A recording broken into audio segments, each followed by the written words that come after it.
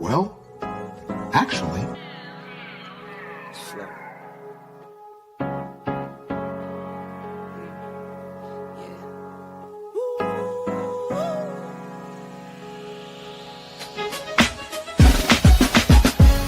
And I'm watching the rise, and I wouldn't say I'm shocked cause I'm hardly surprised. This one's for the ride, this one's for who knew I'd make it, just needed some time. This one's for my wife, could've left 1,000 times just about my side.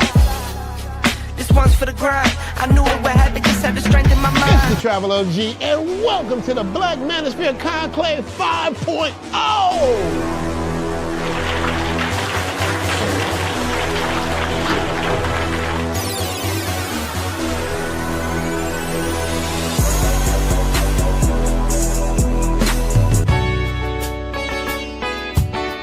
We got started in 2021 in Atlanta, united in the pursuit of excellence in all things. It's been one hell of a ride. Can I tell you what's on my mind?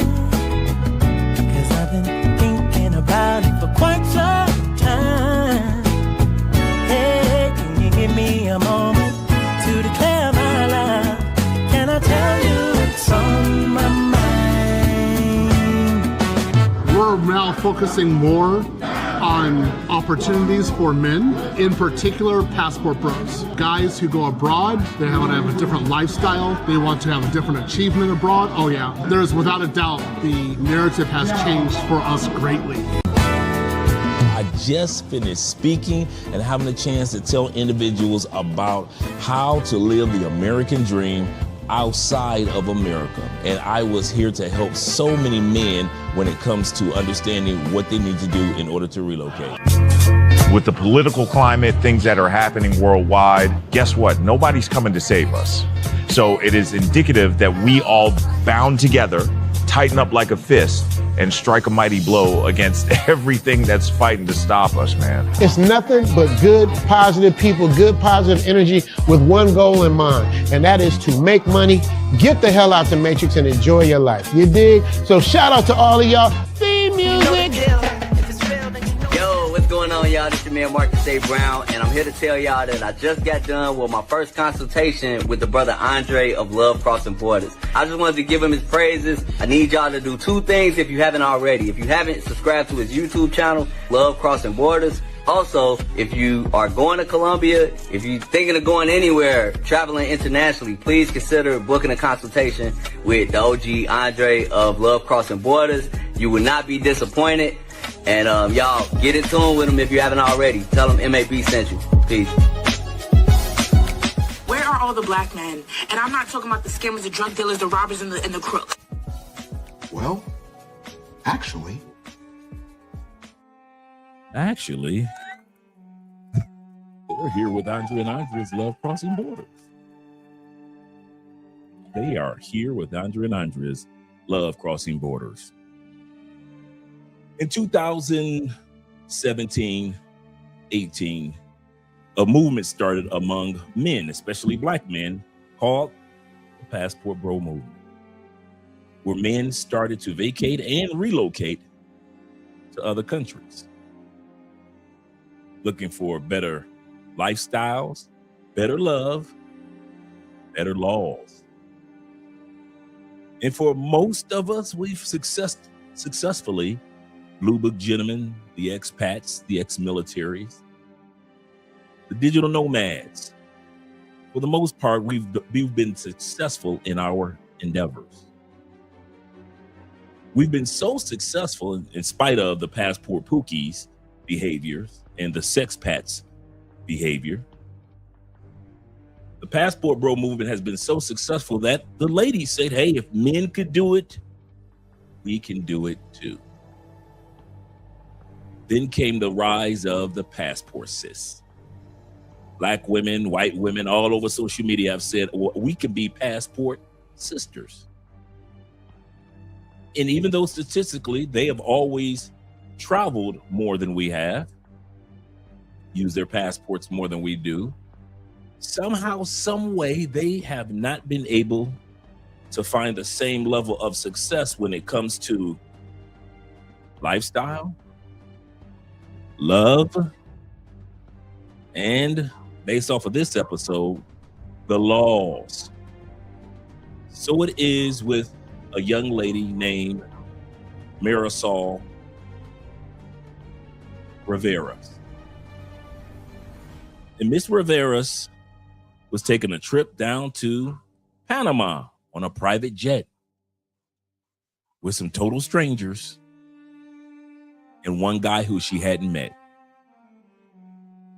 And the guy that she did fly down there with just so happened to win a contest the year before. In that contest, he won a private jet that he acquired from the global YouTuber, Mr. Beats. Shout out to Mr. Beats.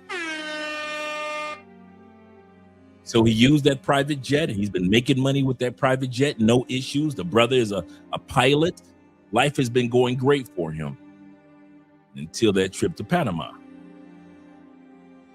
We're going to see today what happened to the total strangers on that flight. Not to Panama, but to Paraguay, sorry. To Paraguay, South America. We're going to find out what happened to the pilot, the brother, on that trip to Paraguay and the other pilots. And we're going to find out what happened to Marisol. And why is it when she was on that flight in that private plane, there were over 577 pounds of marijuana. Street value, $3.5 to $3.7 million. We're going to take a look at that today, as well as other passport sister travesties. So guys, if you got something to drink, you might want to grab it. This is going to be a big bowl of popcorn night here on Love Crossing Borders.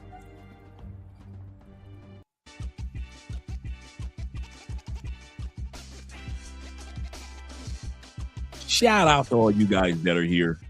Oh man, this is going to be a doozy, guys. This is going to be one for the record books. We're not just going to look at one passport sister travesty. We're going to look at several, but this main one that we're looking at that's going on in Paraguay right now, she was arrested last month. I'll say this again. This was right around late May, early June, in which the young lady was arrested. I want to hear what you guys' hypothesis is. Is she guilty? Is she not guilty?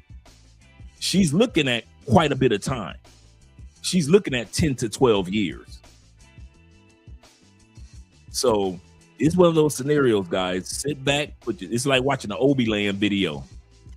Tonight, we're going to sit back and we're going to listen in to what the hell is going on. We're going to hear from her attorney in Paraguay. We're going to hear about the living conditions while she's in jail and why the other strangers, the other guys that are in jail, who she didn't even know, she just got on the airplane with. We're going to see what happened to the brother that was the pilot that owned the plane that he got from Mr. Beats. We're going to hear from the other pilot, the white guy who was the co-pilot. What happened to him?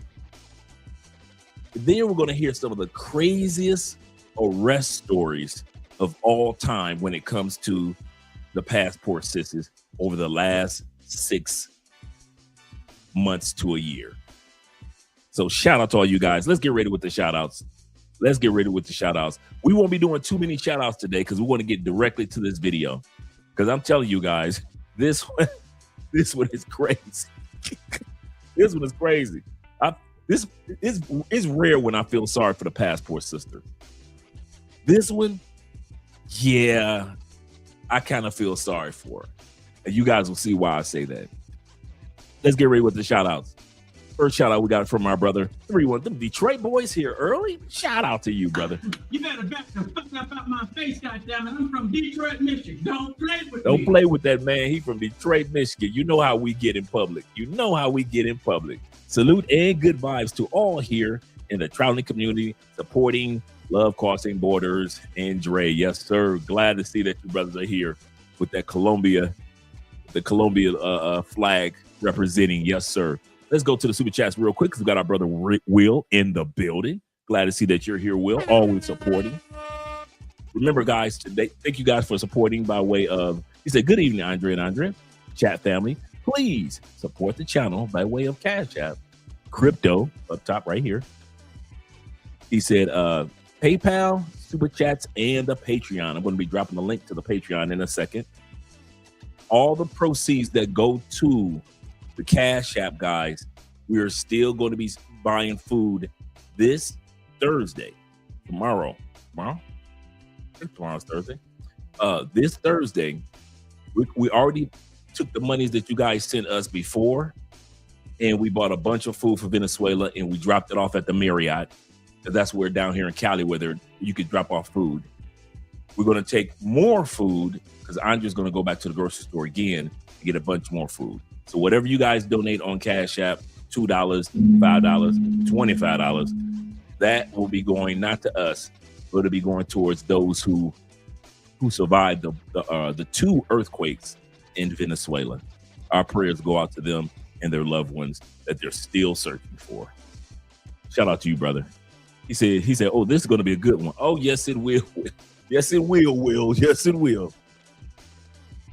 He said, what was she thinking? Bruh, she wasn't. And you're going to realize when you watch this, she wasn't thinking. She wasn't thinking. And when you watch this video all the way through, guys, you're going to see several incidences where the passport sisters just weren't thinking. You got one incident we're going to look at where the sister was like, story time. They asked me to go to London and pick up a package. And I wanted to go to London anyway. It was a free flight. I'm like, wait a minute. So you went to London just to pick up a package? You don't know what the package is, but you got a free ticket to London, and you was dumb enough to go. Dude, I'm talking about when you hit the nail on the head. Each moment, each story that you're going to see tonight, like I said, the main story is the sister in Paraguay.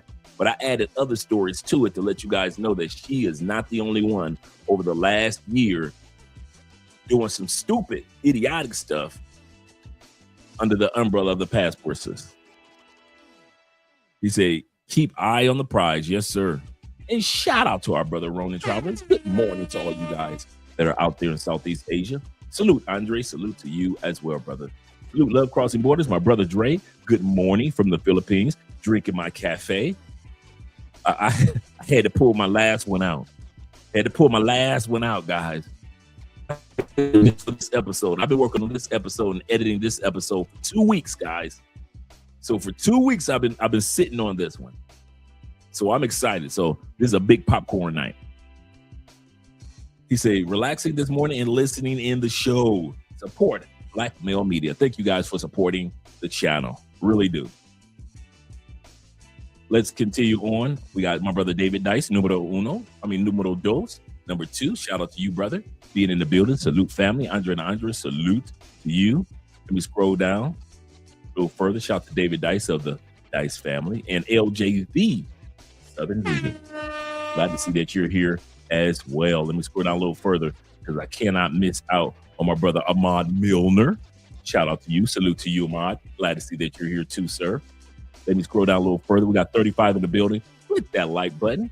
I know Jay Philomene has already clicked the like button, so you guys click that like button as well. Salute to you, Dre. To Unc Dre, that is. Blicky, you're right on cue, bruh. Blicky, if you came for any episode, you are here for the one that you gonna need to see. I'm telling you now, bro. This one is crazy.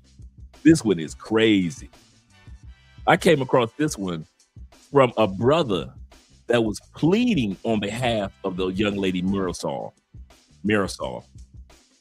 He's a content creator. And I'm just looking up some content, for our show. And all of a sudden, the brother popped up. He said, listen, I need y'all help. And so I'm listening to the brother. He started telling a story about a sister that just got arrested in late May, early June in Paraguay. Anybody that knows what Paraguay is, you talk about South America. You talk about down there between Brazil, Uruguay. Paraguay is right there by Bolivia and Argentina. So we're talking about South America. A lot of you guys a lot of people have been going down there lately. But I'm telling you, man, this one is crazy. This one is crazy. Shout out to Jamal being in the building. He said, Paraguay, don't play those ninja games. I can imagine. I was looking at the female prisons in Paraguay. I was looking at the male, bruh. One thing I noticed about Paraguay, they don't believe in feeding you while you in jail. That's one thing about Paraguay. They are not gonna feed you. You got 10 years, you better come out. They got people digging through the trash. I'm talking about they drop the trash off that from restaurants and put them in the prisons. Bruh, I'm not lying. I'm talking about like your trash that you threw out, your trash bags, and end up in many of the prisons. In many of the prisoners, that's how they get their food. They dig through your trash. Paraguay ain't got those international human rights that you would think, bruh. It's crazy. It's crazy, bruh. Shout out to Brother Nick being in the building. Yes, sir. Shout out to you being in the building, as well as my brother Jamon representing. Yes, sir. Andrew Craig Jr., this is going to be a crazy one, Greg. Mr. Craig Jr., this is going to be a crazy one. He said, I've seen a weird trend going on. Passport sisters getting caught up. You're going to see a whole lot tonight. This is not just about one tonight. I'm doing a montage, if you will, of passport sisters getting arrested over the last year. I mean, they stay in jail. They stay in jail, bro. They ain't never been in jail in the States. Soon as they cross the border, they in jail. You know who don't be staying in jail like that? Y'all ready? White dudes? Nope, y'all stay in jail in another country. My white brothers, my white passport bros, my white expats. I don't know what it is about jail. Y'all don't like jail when y'all in Canada.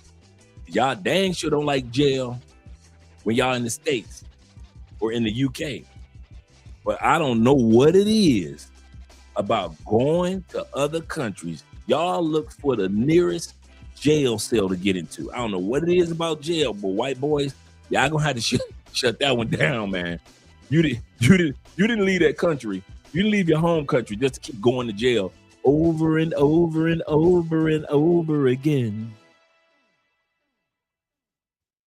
You know who don't stay in jail? The passport sisters? Nope. Always getting locked up for something. The black ones get locked up. The Africans get locked up. The African Americans get locked up. The Asian ones get locked up. You ain't never see that many Asian people get locked up. Asian women stay in jail when they go to another country. I don't know what it is. But you know who do not go to jail? You know who don't stay in trouble? Every blue moon getting an issue. Might get a ticket for not wearing a helmet. But shout out to the brothers.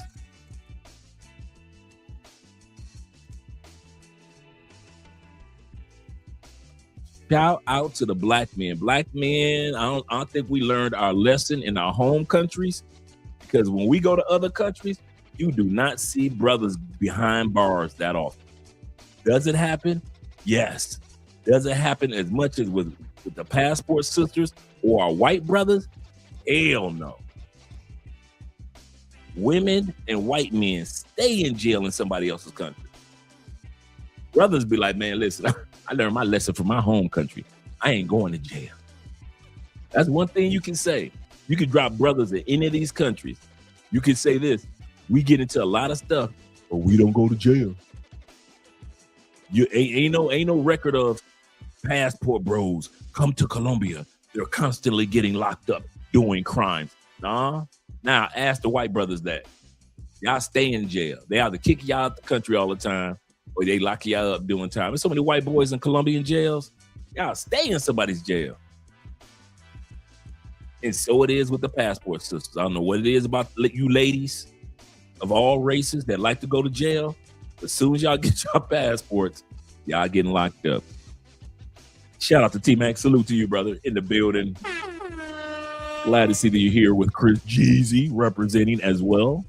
We got 44 in the building. We got a great show tonight, guys. That's why we got our brother, the Crypto Dragon Emperor, is in the building. He say, excellent evening, Andre. And all my brothers, salute to you all. He said, hit that like button on your way in. Yes, sir. Make sure you guys hit that like button. We appreciate you if you do that for us. Yes, sir. Let me scroll down, make sure I got everybody. So far, thus far, I've been doing pretty good. We got Kofa in the building. Yes, sir. Yes, sir. We must have done something right tonight. And once again, guys, anybody that's a content creator, if you want a copy of this video clips that I have tonight, just shoot me an email, aspence2011@gmail, and I'll send you the copy of it. I won't be using it again anyway. I'll say this. I will not be using it again anyway. So if you guys are interested in using it for your channel, this story, like I said, just happened over the last month and a week. You guys can use it. So just shoot me an email. Shoot me an email. Yes, sir. Let me scroll down a little further. Looks like I got everybody. Oh, brother, poor man in the building. Detroit dudes at it again. You better back the fuck up out my face, goddammit. I'm from Detroit, Michigan. Don't play with me. I saw that. I didn't even open it yet. I'm going to open it after the show. I saw that. Good looking out. Poor man 313. 8. Yeah, but I saw that. Shout out to Mr. 007 in the building. What's up, Dre? What up, though, brother? What up, though? He said, and the chat, at that rate, he said, I'll die escaping. Bruh, seriously. The way they set her up, man, the way they set her up in Paraguay, you like, dang, girl, what was you thinking? This is definitely one of those you're going to be shaking your head the whole time. Like, what are these women thinking, man? Shout out to my brother Cortez in the building. Representing. What up, though, brother? What up, though? This is 007. He said, black men stay out of jail because of how the laws are unjustly imposed on us in America. That is so true. We do not get locked up in other countries, bro. We do not play that. You got a few. Usually when you see somebody get locked up, it's our African brothers. They might lock them up. But you ain't going to see too many headlines with an African-American male getting locked up. We don't play like that in other countries. You know what this shows me? I'm going to be honest. And I thought about this a few moments ago. I'm going to change the music for a split second. You know what this shows me? And this is not a racial attack on white men. And this is not a biased attack on women. This just shows me when we leave and go to other countries and the playing field is even when it comes to laws. I'll say this again. When the playing field is even and white males are not in control of the judicial system. You ever notice now who gets locked up and who's the one that end up in jail for real? This goes to show me when you put white men, all women, and black men on an even playing field, it ain't the brothers that get locked up. So it's not a coincidence that back in the States, when the playing field is not even, injustice is not blind. It's not a coincidence that is more brown and black brothers incarcerated, and yet white males do 70% of the crimes in the United States. You can look that one up. So black men get convicted, brown men get convicted more, even though we don't do more crimes. And so when everybody leaves the United States where the playing field is not even, it's amazing how we ain't the ones getting locked up. I hope some of y'all caught that. I caught it. I said, wait a minute.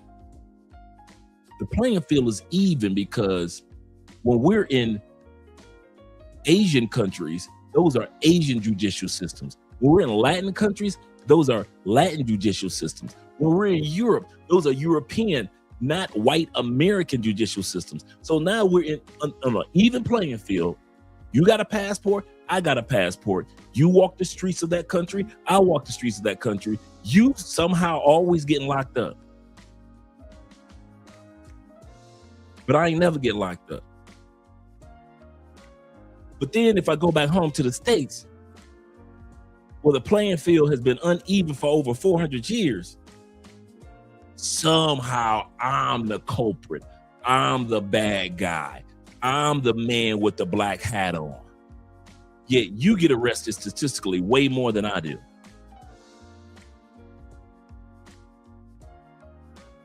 I hope y'all caught that, man. I hope y'all caught that in real life. When you make the playing field even, it ain't the brothers getting locked up. It ain't the brothers getting locked up. I just wanted to put that out there. We ain't dumb. We ain't blind. We see, yeah, now that the playing field is even. Dre, right. I never thought about that.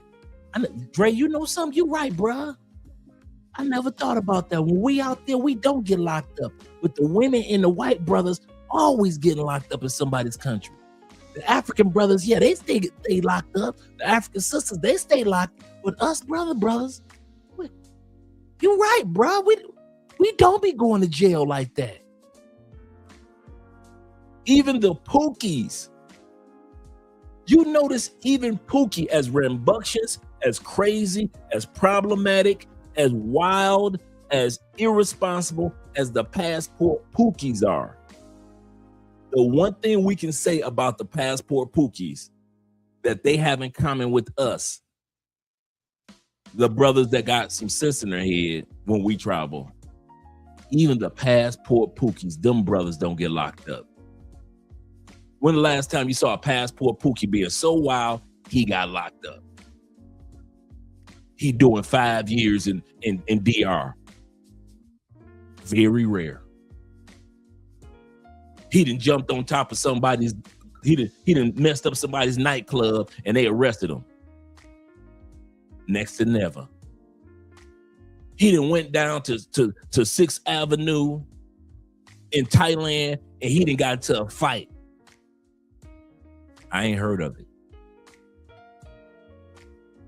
You do not see brothers, even the wildest brothers from the States, get locked up like our white brothers and like women do. So it's obvious. The truth is, women and white men and white women in the West are protected by the judicial system that do not protect brown and black men. So if y'all don't think that we notice that, white people, my white brothers and sisters, females, ladies, if y'all don't think we don't notice that when we travel, if y'all don't think that we notice that y'all the ones getting locked up, we do. And we also notice we aren't the ones getting locked up. Shout out to black men.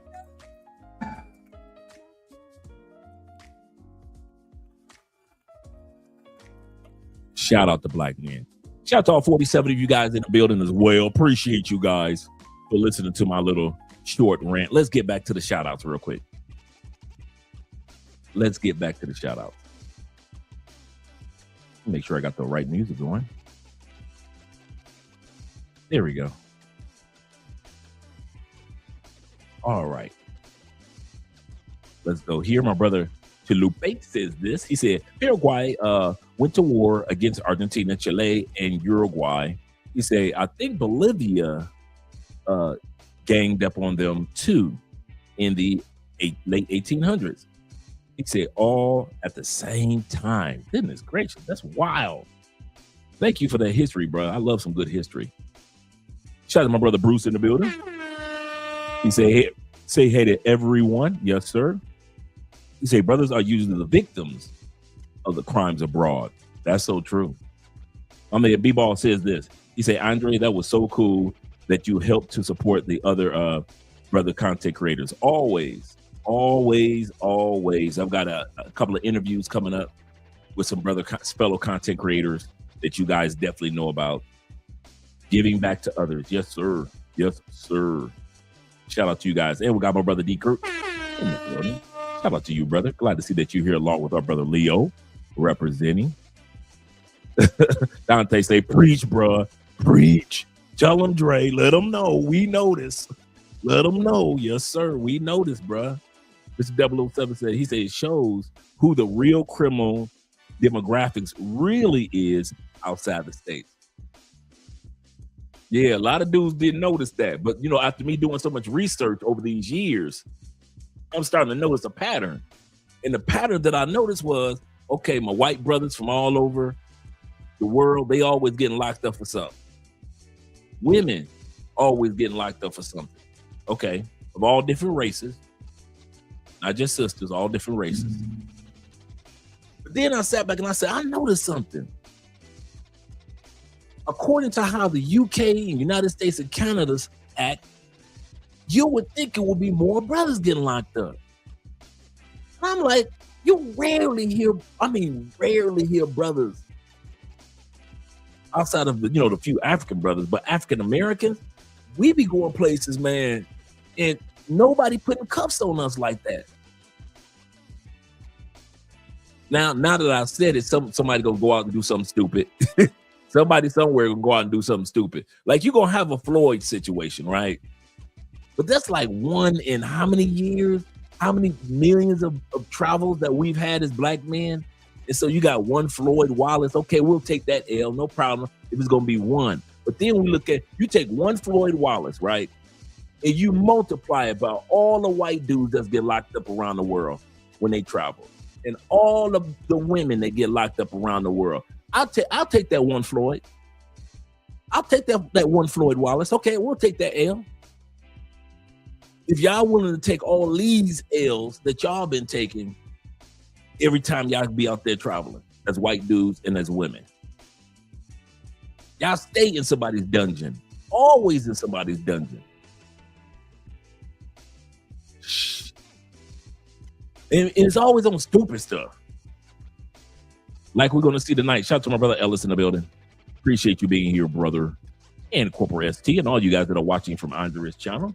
Shout out to you guys over there. He said, that's 100% true, Dre. He said, the statistics show, especially black women, they are the largest growing number of, I did know that, of incarceration, and that's in the States, of incarceration since the late 80s and early 90s. That I did know. From a guy that was incarcerated and then doing homework about it after I got out. I don't know what it is about the 2000s. Man, women have been getting locked up far more than men. Women don't ever want to brag on that one. I'm gonna say this again. They brag on we go to college the most, and we got the most houses, we making our money. Women never want to talk about that stat that they go to jail statistically far more than men. You're absolutely correct. Women stay locked up. Let's scroll down. You say, yeah, that British dude unalived the Colombian chick in Bogota 7 to 10 days ago. Absolutely correct. Absolutely correct. Let's scroll down. And my brother Turkish in the building. Shout out to you, baby. He said, thank you for keeping it real, my brother. Yes, sir. Appreciate you, Tyrone. Appreciate you being here, brother. Really do. We got everybody. Oh, we got 63. Let me stop. Shout out to my man Rafi being in the building. What up, Dre, Andre in chat. From Speedway, Indiana. Them Indiana boys are at it again. Shout out to the Midwest. I ain't got enough time to give everybody a shout out. Shout out to Jay, Jay Anderson, the great that is. The great. I don't have time to give everybody a shout out, but I will throughout the show. Because we got 66 in the building, and I want us to get started with this one. I do not want to waste time with you guys listening to me. This brother right here is the brother that's given a request of all of us. This is how I found about this sister. She got locked up about a month and a half ago in Paraguay with over 507, if I'm not mistaken, 577 pounds of marijuana, 577. And that was the street equivalent to $3.5 to $3.7 million in marijuana on a private jet. That private jet was owned by a brother who won it a year ago. Once again, a private jet that was won by a brother who was a pilot. He was on one of Mr. Beats, the YouTuber's episodes. And on that episode, Mr. Beats had a competition among nothing but pilots. These were just pilots. And they had to keep their hand on, you know, that old game where whoever can stay up the longest and keep their hand on the prize, whoever takes their hand off, they lose. Well, he was the last one. He was the last one, and he won a beautiful multi-million-dollar private plane. And so he's been flying around the world making his money, blah, blah, blah. Somehow, some way, the drugs end up on that plane. Somehow, some way, Mirasol, the lady, 47 years old, she ended up on the plane. At 47 years old, you ain't got enough sense. She's on the plane with a bunch of strangers. One dude got tattoos all over his face. As soon as I saw that dude, I've been like, wait a minute, something going on. We flying to South America, and I got a dude with tats all over his face. I'm not. That's all right, y'all can go on this trip. Thank you for the free trip, though. So on this plane, you had 3 dudes that she had never met. You had the girl, Mirasol. You had the brother who was the pilot, and then you had a white dude. Shout out to him. He was a co-pilot. You're going to hear from him as well. And they flew down there in the plane that the dude won for Mr. Beast last year. So I wanted to lay that foundation down. And let's go back and listen to what this. So this brother is one of Marisol's closest friends. Just in case you wonder who he is, he's one of her close friends. He's pleading everyone to get as much information as possible to be able to get some help to her in Paraguay, because nobody knows what to do on her behalf. So let's get started. All right, I need y'all help. My friend is in trouble, and I don't know what to do, but I do know what to do. But I'm sure y'all probably heard about this story of how my friend is in trouble. Her name is Marisol Rivas. Captain Treasy won a multi-million-dollar jet in a Mr. Beast pilot challenge in 2025. He was working as a contracted co-pilot, and on May 30th, that job landed him in Asunción, Paraguay, aboard a Bombardier Challenger 604 with 3 American passengers and an Estonia pilot named. So you had the brother who we just looked at, 3 strangers, you can't see the other guy, and then you got Marisol looking crazy right here. She was on that plane. Let's continue on. Keith Seelatz. The next morning, one of the passengers returned to retrieve luggage left behind at the airport. Police ran a routine inspection. He resisted, told them the bag contained musical instruments. That was enough. Authorities. Okay. What type of bag was that to where you found all this drugs in there and it had musical instruments? They searched the aircraft and found 261.6 kilograms of high THC marijuana hidden in the suitcases that were being loaded onto a ground vehicle. The Mr. Beast jet has nothing to do with this. Seelatz is a different story. He left Paraguay on a commercial flight hours before the drugs were found. Okay, so let's lay a foundation. The jet, they verified, had nothing to do with the jet that the brother got from Mr. Beast. It was a different jet. So the Mr. Beast jet, the brother Sila, he still has in the States. 2, the brother had already got him back on a flight, and he went back home because he had other contract work to do. So did the white dude. So the white co-pilot and the brother who won the plane for Mr. Beats, they had contract work back in the States to do. So as soon as they landed the plane, they got on a commercial plane and they flew back home. After they flew back home, the police started investigating the plane, the Paraguayan police, and they looking like, what the heck? Oh, hell no. So that's where we are right now. He is now under an arrest warrant.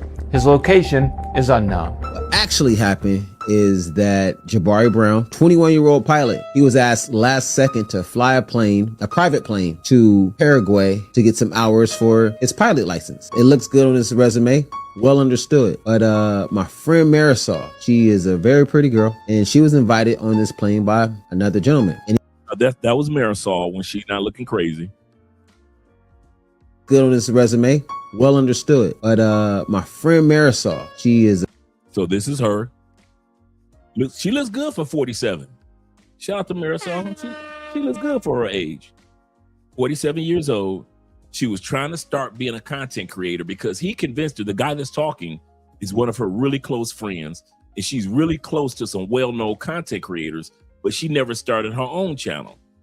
So the brother that's talking convinced her into starting her own channel. And so she said, okay. So she was thinking, I can go down to Paraguay, get some footage that'll help me start off my brand. That's what she was thinking. Let's continue on. A very pretty girl, and she was invited on this plane by another gentleman. And he said, hey, Marisol, you want to go on this plane and you to over the weekend? I know you're going through a lot of stuff right now. Your daughter passed away not too long ago. Let's go for a vacation. Let's get out of the country and enjoy ourselves. So she had a daughter that died. And so she's trying to clear her mind. So she got the loss of her daughter, and now she's locked up in Paraguay. So she didn't ask any questions. She got on this private plane. Let me rewind it for a little bit. Lately, I've been telling Marisol, yo, get on your content. It's a lot of money in doing content. You find yourself, you just evolve into another person to do content. I'll call her and she tells me, hey, you would never believe what's going on right now. I'm going out of the country on a private plane. Now, me personally, I didn't want to hate. I didn't want to sound like a dude that's hating, like, who are you going with? What dude would take you on a private jet out of the country? Like, why? But I was thinking it. And on top of that, it's like, I get it. Content, private jet, really nice, really nice private plane. Like, ask yourself this. If I was to invite you on a private plane to go, let's say, Greece or Brazil, would you say yes or no? Hell no. I'm saying, if I don't know you and I don't know who else on that plane, bruh, I'm saying no. I'll meet y'all in Greece. I am not getting on a plane just because the plane looks good. And that's what she did. Would you ask me any questions like, why? Is there any drugs on the plane? Why would you ask me last second to hop on this plane and go with you out of the country? Well, that's what happened with Marisol. She was invited on this plane last second to go out of the country on a private plane. I know the news headlines are saying a lot of things, but I actually spoke to her since she's been arrested. When she called me, I said, yo, Marisol, they got you looking like Griselda Blanco out here. What are you doing? So that's her. When they arrested her, this is the outfit that she had on. They had just got off the plane. They went to dinner. American DEA, CIA, FBI, and the feds from Paraguay were all inside of the restaurant, pretending to be customers. It was like she was flash mob. Next thing you know, this is her being escorted out of the restaurant where they were eating. Who are you with? She laughed because she called me sobbing, crying. She called me sobbing. She was like, listen, you gotta believe me. I didn't know that it was any drugs on the plane. I said, Marisol, tell me, did you see any drugs on this plane? She said, no, I went to the restroom. I didn't see anything. They took my luggage. That was it. Like, I didn't see any drugs on the plane. I do believe her. That's really why I'm making this video, because when you know somebody's character or friend, like I'm a friend, I try to be the truest, honest friend and that come through for my people that came through for me, which is why I'm making this video. I believe her because one thing Marisol is not going to do is risk not seeing her kids again. She's not going to do that. She lost one daughter, her daughter at the age of 18 years old by senseless gun violence. Some random kid shot into a group of people and her daughter got hit in the arm and ended up dying. So, you know, she's been going through a lot, crying a lot. Like I talked to her a lot, try to console her, try to help her, try to be there for her as someone who a friend, a true friend should be. Her flying out of the country to get away because we are coming up on that anniversary date of her daughter passing away. I get it. And wow. So her 18-year-old daughter was deleted in a random situation. She has other children. She's 45 years old, 3 years from being 50 years old. You, Marisol, if I could say this, baby, you too old to get flew out. Marisol, you should have knew it was a setup. You look good for your age. You don't look good enough to get flew out. Ain't nobody flying nobody out over the age of, Marisol, I don't care if you Lisa Ray, and Lisa Ray look good for her age. You are not getting flew out after you hit 40, 45, okay? That's a fantasy. You should have known soon as somebody's gonna fly you out at 47 years old, Marisol, you should have known it was a setup, baby. Okay, Marisol, since you turned 40, has anybody ever flew you out? You thinking like when you was 30, girl. You ain't 30 no more. It's been 17 years since the last time you got flew out. It's been 17 years, man. So they flew you out when you was 30, 31. You think somebody gonna fly your ass out at 47? Come on now. That's what I'm saying. This doesn't make any sense. Will, shout out to Will in the comment. Will said this earlier. Will says, what are these sisters, passport sisters, thinking? Like I said, for all you guys that weren't here earlier, we're going to look at Marisol's story, but we're going to look at a bunch of other passport sisters' story in this tonight's episode. And the number one theme is what Will said earlier. What are you ladies thinking? Top of that, it's like, I don't know how to get her out of prison in a third world country. Now, if anybody knows how to get somebody out of prison from a third world country, please let me know, DM me. But back to the story. So she calls and tells me that I didn't know that there was drugs on the plane at all. I promise, I swear to you. They let us go out of immigration. They drove us to our hotel. I went to the hotel. I was doing content. I was filming my content like you said. I was filming private jet content. I went to the hotel. Then I got into the pool at the hotel. Man, that's a lot of drugs on that plane. I ain't gonna lie. That is a lot of drugs. So like she said, they let them off the plane. They let them through immigration. She went to the hotel room. After the hotel room, they were hungry, so they went out to dinner. They went out to dinner and they arrested them at the restaurant. We went to a dinner. The dinner was so nice. There was a DEA agent behind me the whole time. I didn't even notice this, but when they pulled up on us and arrested us, now I see what was going on. But as she was going to go switch hotels from the hotels that she was at, because her friends said, hey, let's switch some hotels. She said, okay. She comes out, which is the photographs and the video of all the stuff that's going on. She says, that's when the DEA agents and cops from everywhere were just pulling up and pulling out to arrest her. And she pretty much did not take it well. She cried. I know how Marisol cries. She cries hard. I've been there to see it for myself. I'm here trying to get the attention of the U.S. Embassy because apparently they've been making calls to the U.S. Embassy to expedite this process of her not knowing that there was drugs on this plane. This is the part. We who travel know this. When I heard him talk about the U.S. Embassy, and bless the brother. Shout out to the brother. Shout out to the brother, right? This is the part that Americans don't know that we know who are out here. All you Americans that think that the U.S. Embassy is going to do something, that's the movies. You know, if I could just get to the embassy, that's the movies. If I could have my baby on the soil of the U.S. Embassy, it would be America. That's the movies. In real life, the embassy is not going to do anything.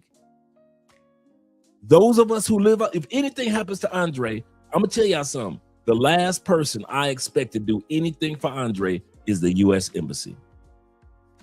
They will give you a list of attorneys to call in that country. Yes, the U.S. Embassy will do that. Will they pay for it? No. If you are freed, the U.S. Embassy will give you a loan for the flight ticket to get back home. Remember I said loan. That has to be paid back.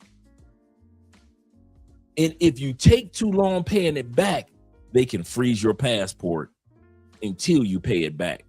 The U.S. Embassy is useless when it comes to emergencies. Do not depend on the U.S. Embassy.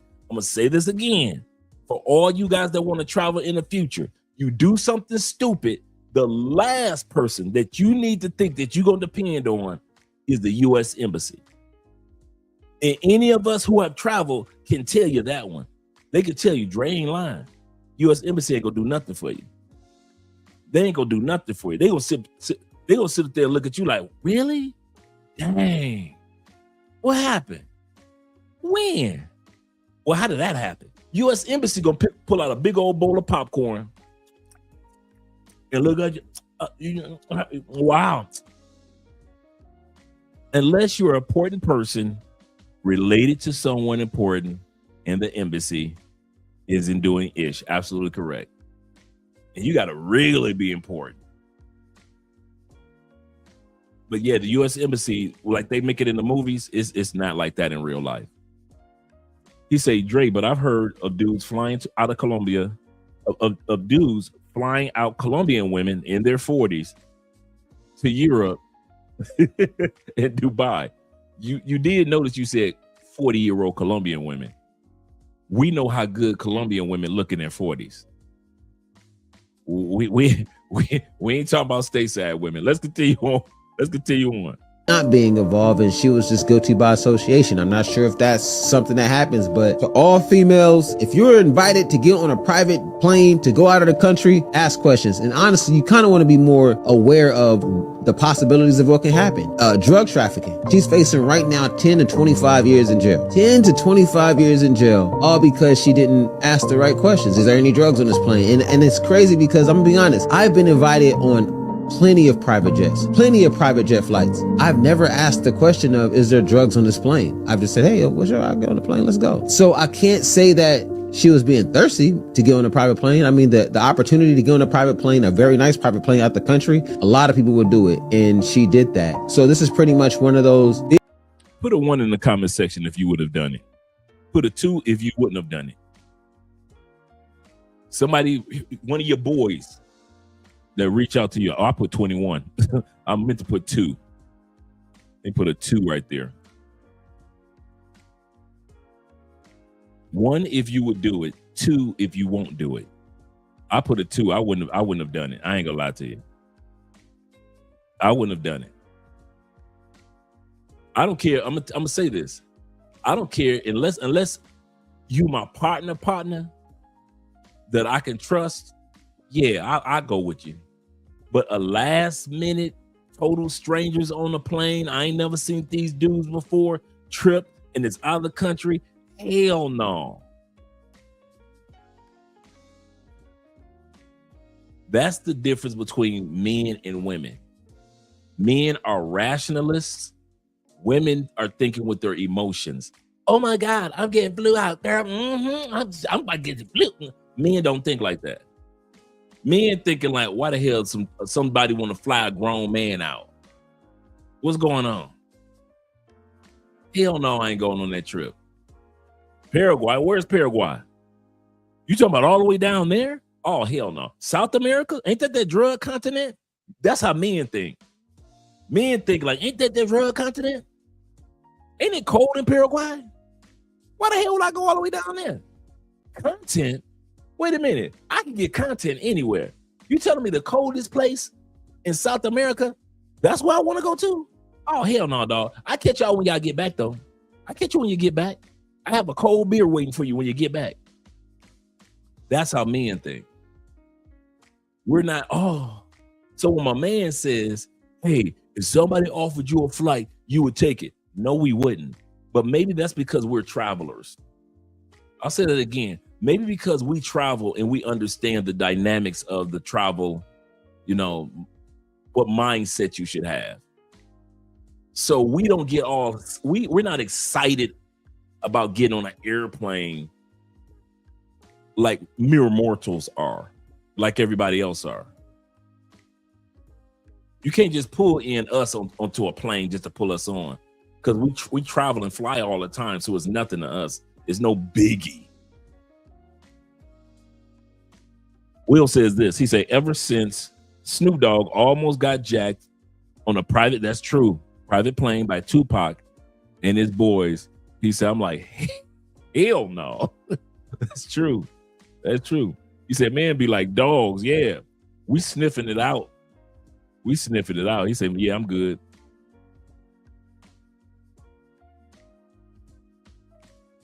My brother says this, Ronan, he says, fly you out, steal your organs.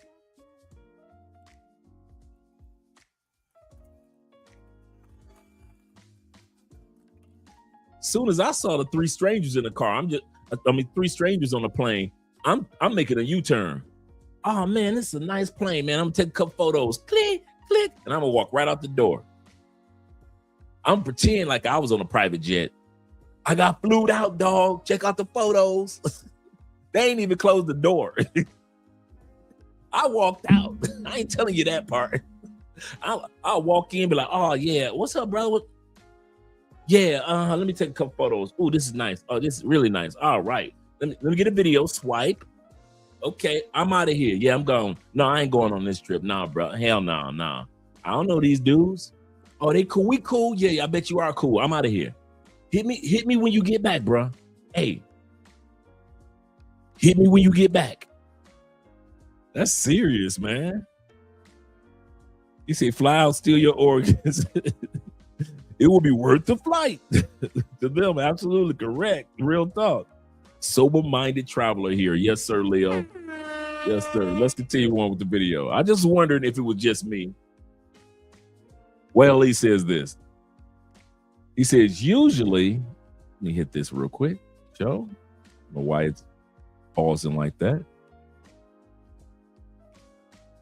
I guess it just means for me to just go back to the video. Videos of like, does anybody know how to expedite? Well, he says this. He said, usually a man who owns or paying for a private jet wouldn't invite random strangers on the plane. That's true. He said, I would have known it was suspicious and declined. I'm with you on that one. The process of not having her stay behind bars for as long as they're trying to get her to stay behind bars. We're trying to get her home, and we're trying to get that petition signed to 1,000 signatures. We stuck at, as of this video, stuck at 236. It is hard getting people to do something that is for free, that doesn't take any money out their pocket or too much of their time. And I'm just asking, if you see this video, sign the petition, share the word, because guilty by association, now facing 10 years to 25 years behind bars in a South American prison, is hard. Like I said, this is doing too much. This is if you need a dictionary definition of doing too much, this, sister, is the definition of you doing too much. You got kids back home in the States. Sit your ass down somewhere. You probably got grandkids. Sit your butt down somewhere. You could tell this was a single mama, because if she had a man, her man would have said, you ain't flying out nowhere. So obviously she's a single mother with kids, 47 years old. She probably don't have too many adventurous years left. You know, she probably was that girl when she was young. Now she can have a I'm that girl moment at 47 years old. I'm not hating on the sister. She can have a that girl moment at 47 years old. And then you find out that your that girl moments are over. Sis, you should have been bowling somewhere. Fishing, golfing. You should have been crocheting. You should have been traveling to like the Grand Canyon somewhere if you want to do some footage. You know, if you want to do some footage, America got a lot of landmarks that you can go to do some footage. But that being flown out and jeopardizing your time with the kids that you do have alive, you doing too much, sis. You doing too much. You too old to be flown out. You know, why y'all women think y'all can sit up there and do all that? My brother 313 says, he said, yeah, Dre, you're correct. She's doing too much, like Lisa Ray. Like that Lisa Ray video that she out there dancing to them songs that the young girls dance to. Talking about boosting stores, that song that talks about boosting for young girls to go out there and boost stores and steal products from stores and then sell it for cash. And Lisa Ray out there, she got her video, just came out a few days ago. She just out there just dancing away with it. And everybody's like, girl, you almost 60 years old. Sit your down somewhere. Why are you dancing to little girl songs on social media? Lisa Ray always try to play like she's such a lady. But then every time she shows us, she is nothing but an old chick from that South Side Chicago. That's all she is. Lisa Ray has been riding. Can I be honest, guys? Lisa Ray has been riding out that diamond, that role that she played as Diamond in Players Club for the longest. Lisa, that was a part in a movie. You are not Diamond. Grow up. Vivica Fox is another one doing too much. Talking about she wants this type of man, that type of man, this type of lady. Lisa is too immature. Vivica, your ass too big. Vivica, you should go ahead, stop playing. Next time you in the studio, go look for the janitor. Go on, stop playing. Go on, get with the janitor.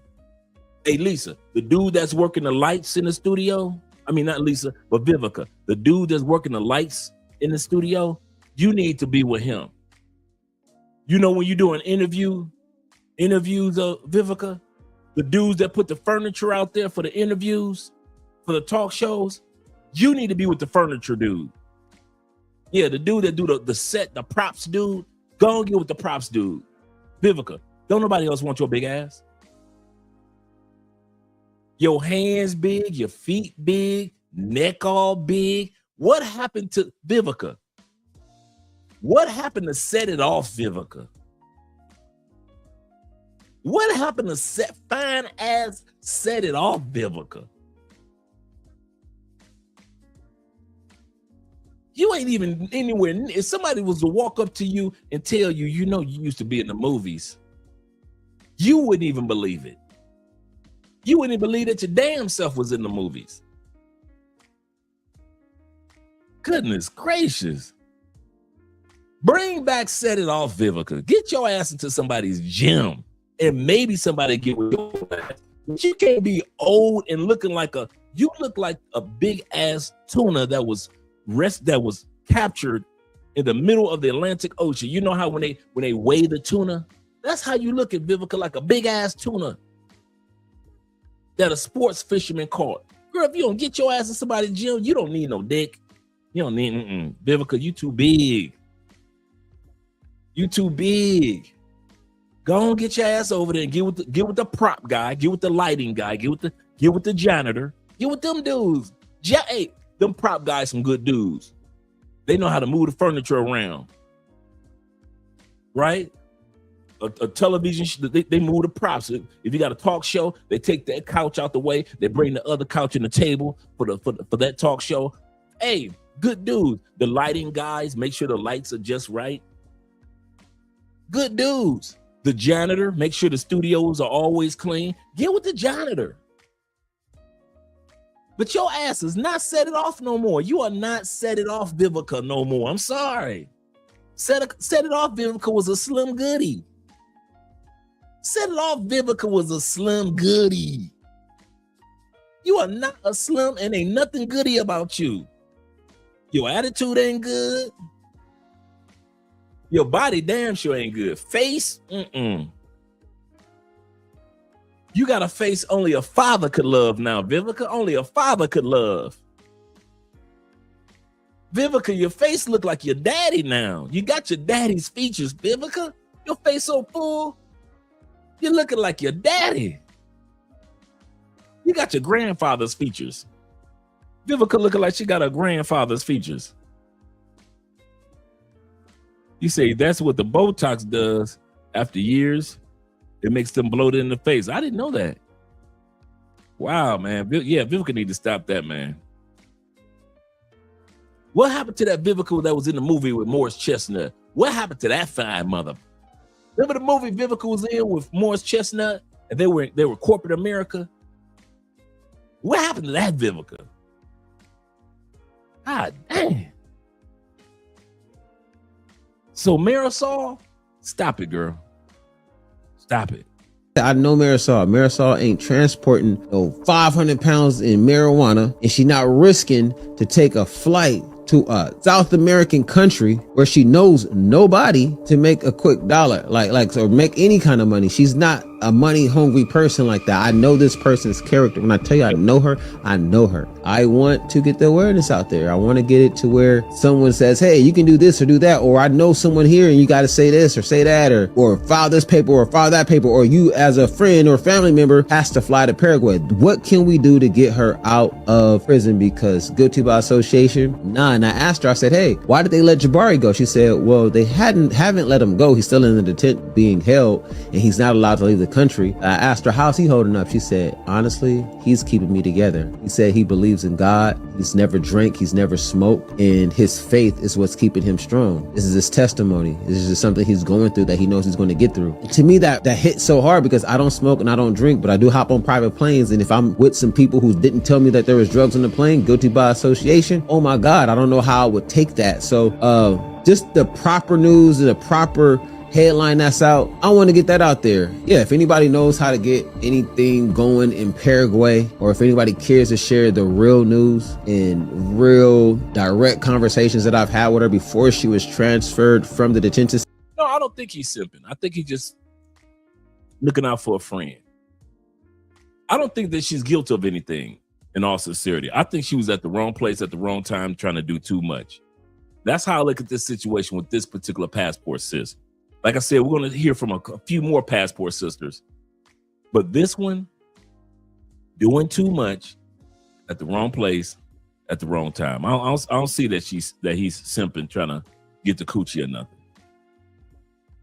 He say no. He say they going to look at her content and judge her. Absolutely correct. Like they look at the rappers to judge their lyrics songs. Absolutely correct. Absolutely correct. Sent her to the maximum security prison in Paraguay. We're just asking for help with some attention. That's how the jails look for real, bruh. That's how the jails look for real. It's bad, man. It's really bad in Paraguay. And you got to get your own food. I'm gonna say this again. In Paraguay prisons, you got to either have people send money for you to have food, or your ass gonna starve. I've watched. They are part of what I've discovered. I didn't even put it on the show. I didn't put it in the clip. It was so grotesque to watch these people eating from literal trash bags. Literal trash from restaurants. These people were eating that in prison. That's where they're eating from. Human rats, if you will, in Paraguay. So if you get locked up down there, bruh,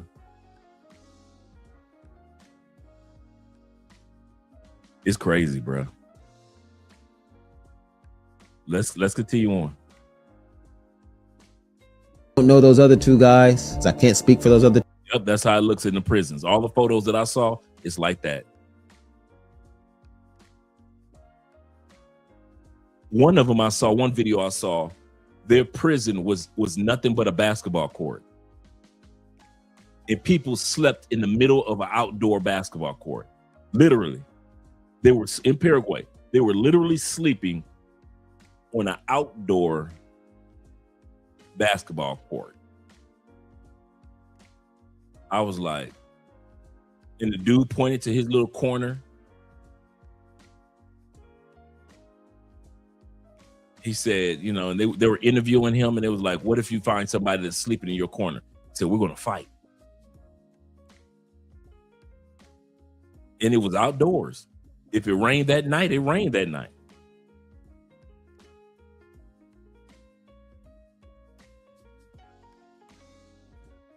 No, man, I ain't gonna see you that video. It's crazy. It's crazy. I'm like, they got crack. You know how they got drugs in all prisons, bro. They got crack pipes in the Paraguayan prisons like it's nothing. Guard to be standing right there. I was looking at the videos of the documentaries in Paraguay prisons just to get an idea of what takes place, bro. Crazy, dude. The guard is right there. They got crack all over the place, piping it up. I'm talking about they got that flute, and they are playing the flute like they Andre 3000. They in the security guard was just sitting right there like it was nothing. I said, "Oh, this is real. This is real hell."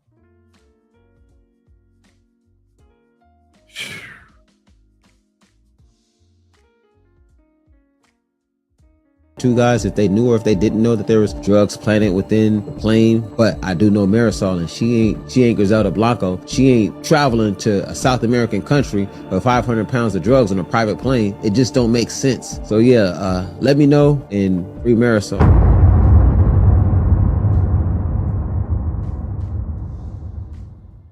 We will. Yeah. Oh my gosh! They honored it! They honored it! You just won this private jet! So this one, the brother first won the jet. Will said, let's talk about how known Mexican and South America are for drugs. Absolutely correct. He said, people tell you not to trust anyone in Mexico or South America. So the chick went with 3 dudes on a cocaine place.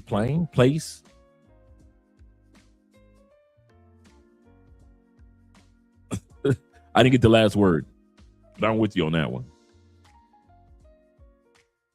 Yeah, she ain't coming home. That one, I could believe.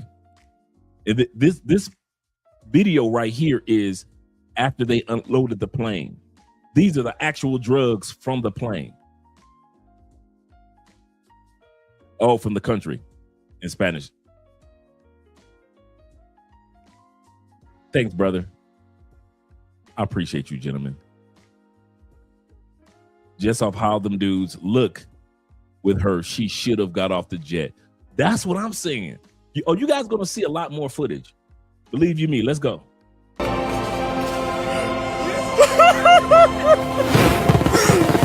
Sorry, man.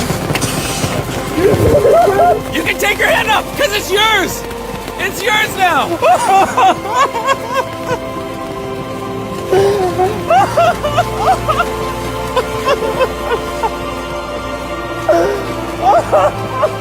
Congrats on the brand new jet. We're gonna give them each $20,000. You got. So this was the brother that won the Mr. Beast plane. He was also the pilot of the plane, which is not the same one. He was also the pilot of the plane that went to Paraguay. He had another job to do back in the States, so he immediately hopped on a plane leaving Paraguay. Him and his white co-pilot left Paraguay. And after Paraguay said, hey, there's some drugs on this plane. But these guys were already gone. A year after winning a private jet in one of Mr. Beast's biggest YouTube challenges, Jabari Brown has unexpectedly found himself making headlines again. The young pilot, known online as Captain Treasy, was briefly detained in Paraguay after authorities seized a large shipment of marijuana from a separate aircraft he helped operate.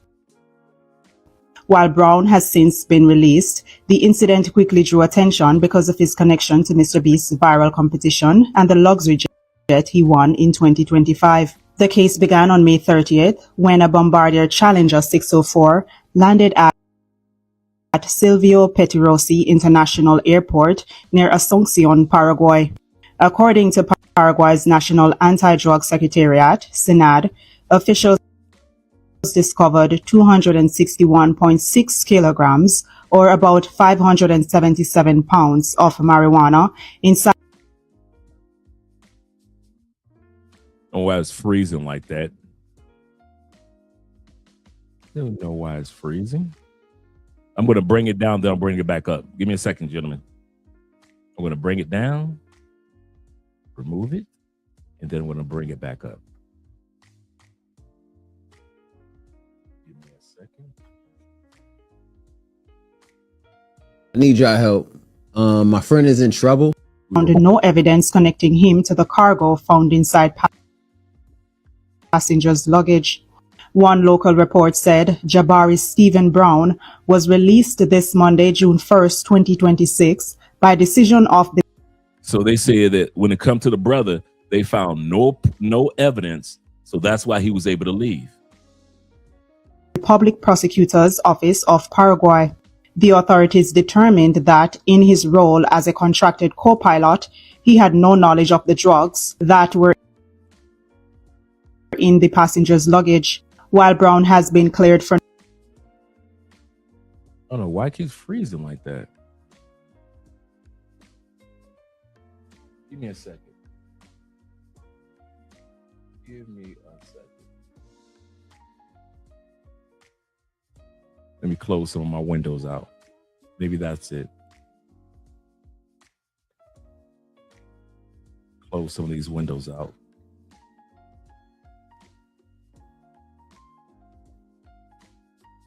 He said, Dre, did they stop in a few countries?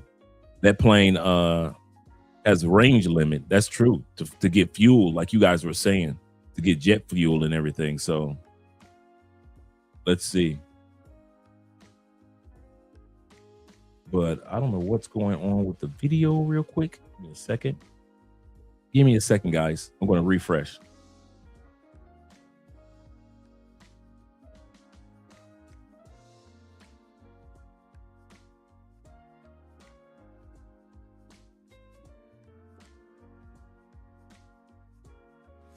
Okay. Now let me bring the video back up.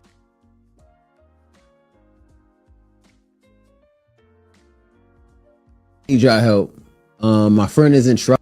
Was released this Monday, June 1st, 2026, by decision of the Public Prosecutor's Office of Paraguay. The authorities determined that in his role as a contracted co-pilot, he had no knowledge of the drugs that were in the passenger's luggage. While Brown has been cleared for now, the investigation remains active. That brings attention to the people who are still facing legal action and to the broader questions authorities are trying to answer about the flight. Sometimes the biggest headlines are not the full.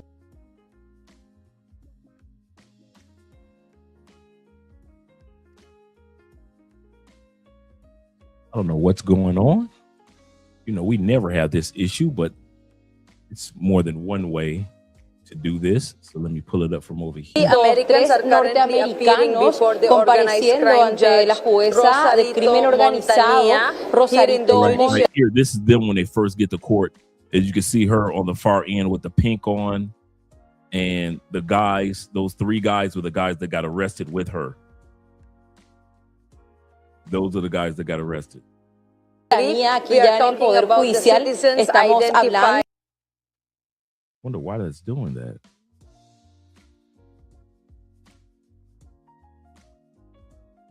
Let me see something. Paraguay, authorities searched the plane and they discovered that there were drugs hidden inside the compartments of the plane.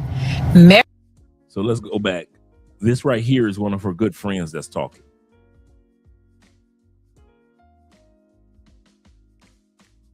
Oh, why the video want to act up on us now?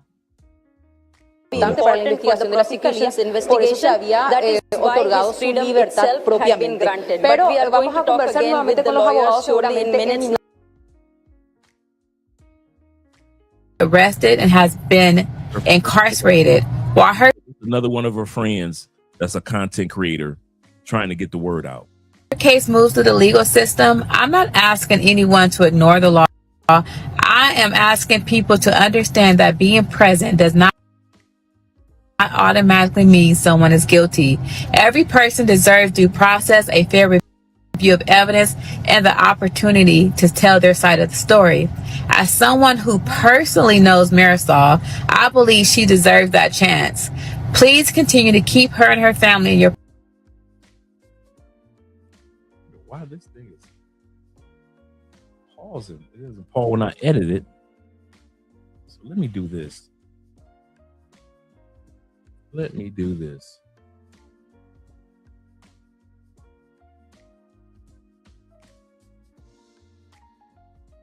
All right, I need y'all help.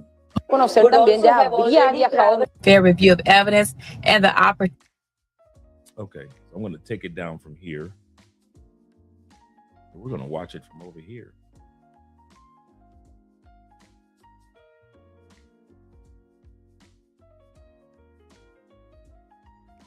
Okay. So here we go. Opportunity to tell their side of the story. As someone who personally knows Marisol, I believe she deserves that chance. Please continue to keep her and her family in your prayers. And if you feel led, sign and share the petition to help bring awareness to her case. Thank you. And so they had a petition out there. I mean, that's what makes him suspicious. This right here, and I don't know half of what this guy is saying at one point in time. The white guy is the white co-pilot. The white guy in the t-shirt is the white co-pilot to the black guy. So he was able to go home. The brother who was the pilot were able to go home. But Marisol and the other guys weren't able to go home. So this is an interview with the white co-pilot on that plane and why he was able to go home. Paraguay too, say. From the OC. Together with the co-pilot, we've successfully flown a variety of aircraft many times before. Fun. He was also released now, so the investigation is ongoing and you are collaborating with the authorities and also the co-pilot. If you truly believed in your innocence, why didn't you remain in Paraguay to assist directly and in person with the ongoing investigation? I did not know that there were any drugs. I found out when I was already in Miami. And I ask you why you didn't stay to collaborate? He didn't know. So the white guy saying, listen, we were already, the pilots, they were already back on a flight. They had landed in Miami. That's when they found out about the drugs. So he's like, listen, I do my job, I drop off planes, and I leave. I don't hang around the countries. Same thing with the brother. The brother is back home in the States. So the pilots, both pilots, have been found not guilty of anything. We had a flight ticket to return because I had other jobs. Và BIN đã từng đưa Si trải nghiệm qua những ngày trước, nhưng bây giờ liệu ngay mà em ghi lại có khác biệt thế gì chăng? I acquired the prosecutor's WhatsApp number and even sent repeated text messages requesting her to call, but she hasn't responded yet. He accessed the WhatsApp of the prosecutor or the prosecutor who is handling the case and is writing to him to call him because he wants to count his session and they have not yet contacted him. Guess what? Ignorance is not a justified lawsuit. You could still go to jail for something you inadvertently did not know. So if you're going to take the time to be here, be there, learn the laws. You had people come from the United States, go overseas and get locked up. Why? Because over there, women are supposed to be covered up. You out there forgot your hoodie. You forgot your cover. Now you doing 6 months over there because you didn't know they laws. Not to scare you, but here are 3 ways you might be breaking the law in other countries. Hi, I'm Brittany. I've traveled to 31 countries and I'm also an attorney. So these are the things that I look out for when I'm planning my trips abroad. 1, medication. For instance, if you're going to Japan, you can't bring y'all can't make up some of these stories. 37-year-old woman arrested for pretending to be a 12-year-old to get adopted. For pretending to be a 12-year-old to get adopted. They locked their ass up. Let's go back here. American woman arrested in Bali after an alleged mistake.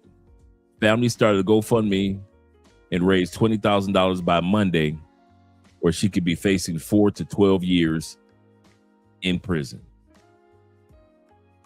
Attorney. So these are the things that I look out for when I'm planning my trips abroad. 1, medication. For instance, if you're going to Japan, you can't bring Adderall, you can't bring Vyvanse, even if it's prescribed to you. And if you're caught with it, you're going to get banned from the country, and there's a likelihood that you're going to get prison time. 63-year-old woman. All this happened in the last year, by the way, guys. All this is brand new arrests. 63-year-old lady or woman arrested after alleged 31 cakes of cannabis haul found in her luggage. 31 cakes. When I tell y'all women get arrested in other countries, they get arrested. That also includes things like cough syrup and Tylenol. 2, taking pictures of governmental buildings, police, military. 2 Thai women arrested in Taiwan with over 300,000 of that boy, who is that girl? I think it's heroin is that girl. Smuggling attempt. Certain countries, if you're caught doing that, you're getting locked up. Even if they find it on your social media and they're not around, they're going to find you. Have you seen the show Locked Up and Abroad? UK-based woman alleges that she was arrested for using the word drug instead of using the word medication. So in certain countries, if you use the word drugs, you might get locked up compared to using the term medication.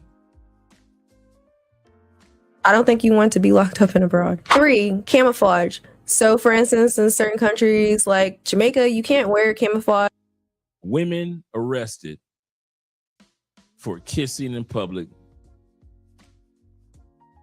in Uganda, knowing that that's illegal, but they're going to try to do it anyway. Because that's strictly for the military. Definitely keep these 3 things in mind when you're planning. Police arrest a 99-year-old woman who always dreamed of being arrested so she could cross it off her bucket list. Grandma say, I got one dream and one dream left. And that's to get locked up.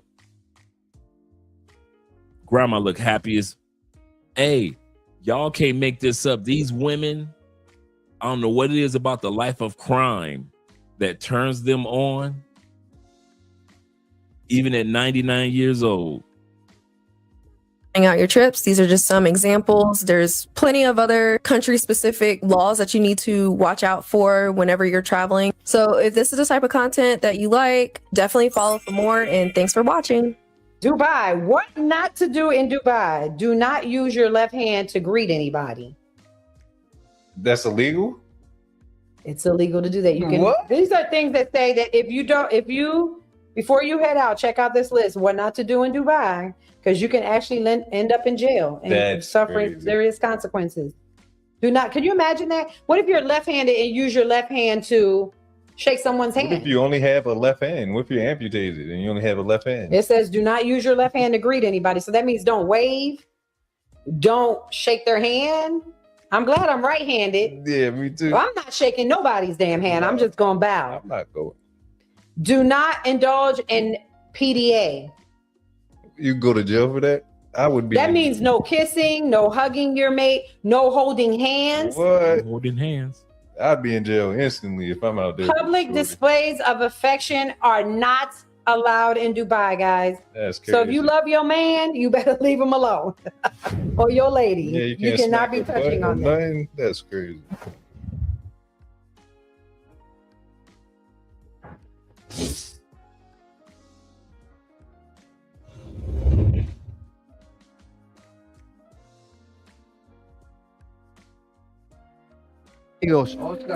Oscar, ¿cómo está? Buenos días.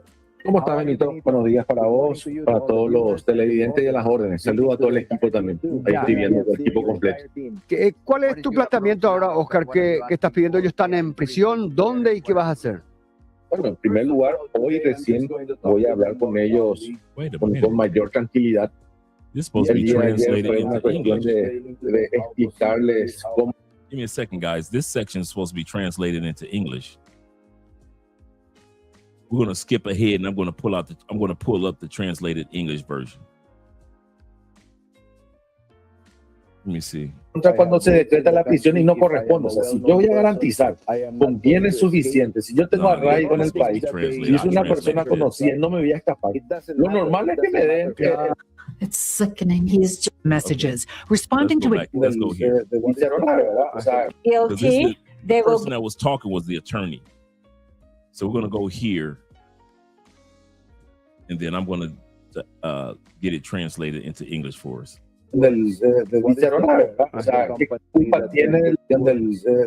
Guilty. They will give you a lesser charge. I'm pleading not guilty, Mom. Okay. A timer counts down her 10. O sea, ¿qué culpa tiene la empresa que alquiló el avión de lo que hicieron las personas que alquilaron? Es como que yo alquilo un vehículo, Benito, tomate, te alquilo mi vehículo y vos te vas a cometer un hecho punible. O sea, yo ¿por qué tengo que pagar por... Arrested at 19 with 25 kilos of cocaine in her suitcase, Jade is allowed one phone call a month from her prison in Hong Kong. If you plead guilty, they will give you a lesser charge. I'm pleading not guilty, Mom. Okay. A timer counts down her 10 allotted minutes with her family back in Cambridge, Ontario. Okay, all right, time's up. Love you. Love you, baby. Bye. Love you. Bye. Bye. Love you. Inside the laptop Jade left behind, a digital roadmap to how she was tricked. Her mom Nadiria and dad Gary show her Instagram messages, responding to a job offer for an international package shipper. You pay your flights, accommodation, food. The job pays $5,000. She says, dude, this seems like a dream. Like it's not even real. Yeah. As long as you're above 18, no criminal record and valid passport, you're good to go. She's a bit skeptical here. You're telling me, okay, so how do I know this is legit and I'm not about to get kidnapped? Jail is the last thing on my mind. If she finds friends to join the team, she'll earn $250. She's instructed to send a video verifying her address.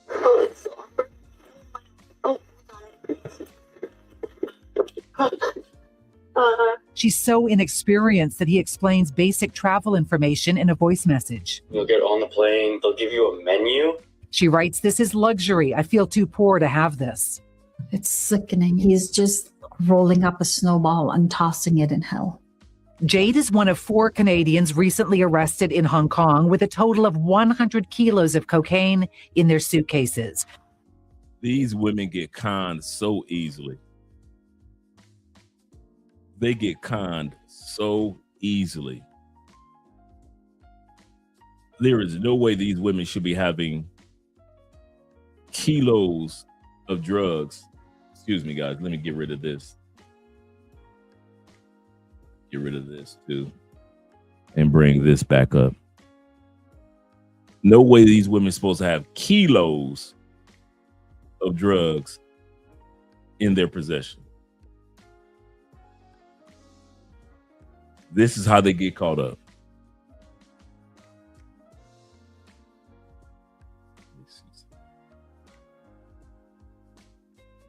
Now I've lost you guys.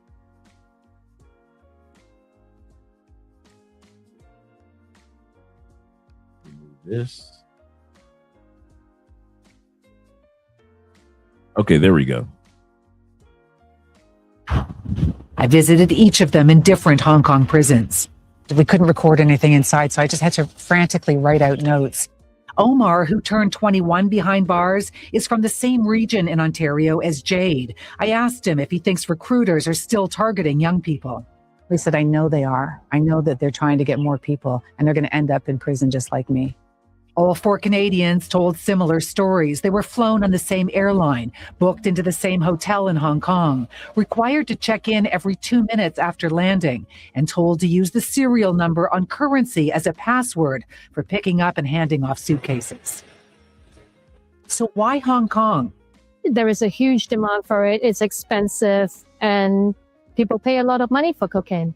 Private investigator Melissa Tan has researched cases of foreign drug mules and says cocaine here goes for about $200 a gram, more than double the cost in Canada. Cocaine users in Hong Kong are actually the affluent, lawyers, bankers.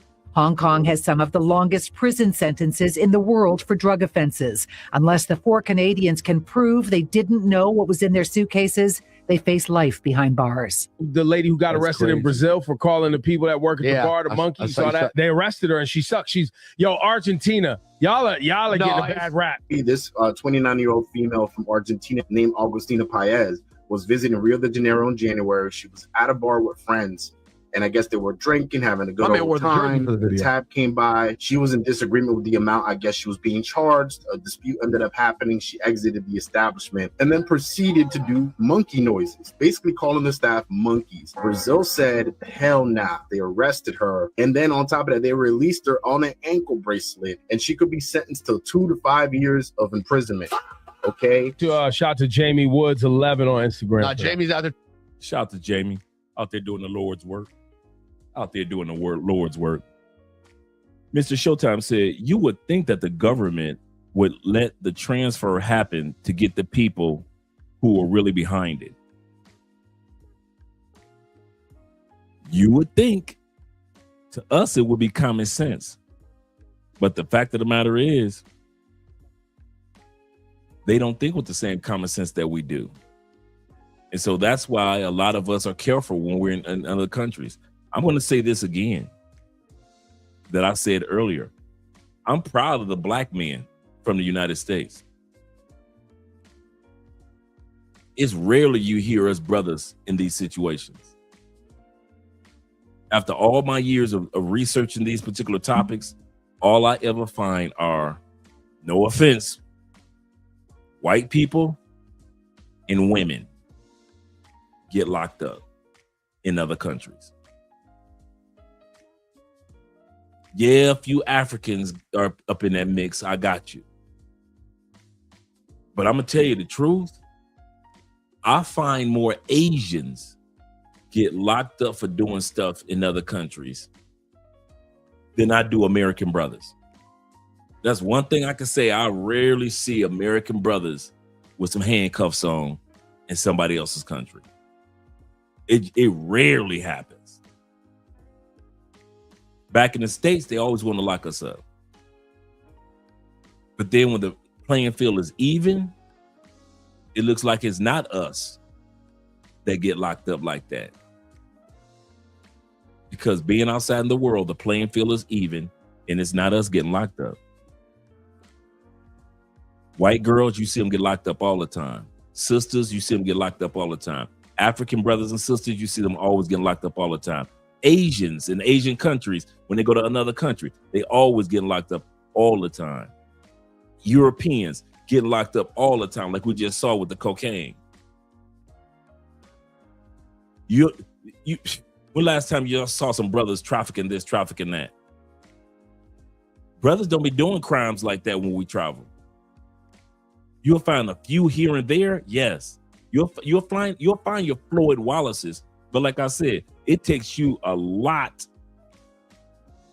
millions of trips that we've taken before you have a Floyd Wallace. So we'll take that L. We'll take that Floyd Wallace L. We'll take that J. Rillo L.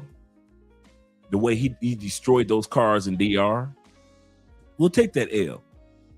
But those dudes are so few and far between when it comes to us that travel. But every time you turn around, if they got some handcuffs and they are handcuffing a foreigner, if they put handcuffs on a foreigner, it's usually a white dude, a white woman, a black woman, an African, or an Asian. They are always getting cuffed up for something. But the rest of us brothers, From the States? You don't see us getting locked up like that. Trying to move it around. He got the Portuguese subtitles. That's how you know. Yeah, I didn't know racism was illegal. I love that. Yes. Because why? Why does that need to qualify as freedom of speech for things that they can't do anything about? Your race, your religion, your gender. That should be a crime. Go Brazil. Eu amo Brazil.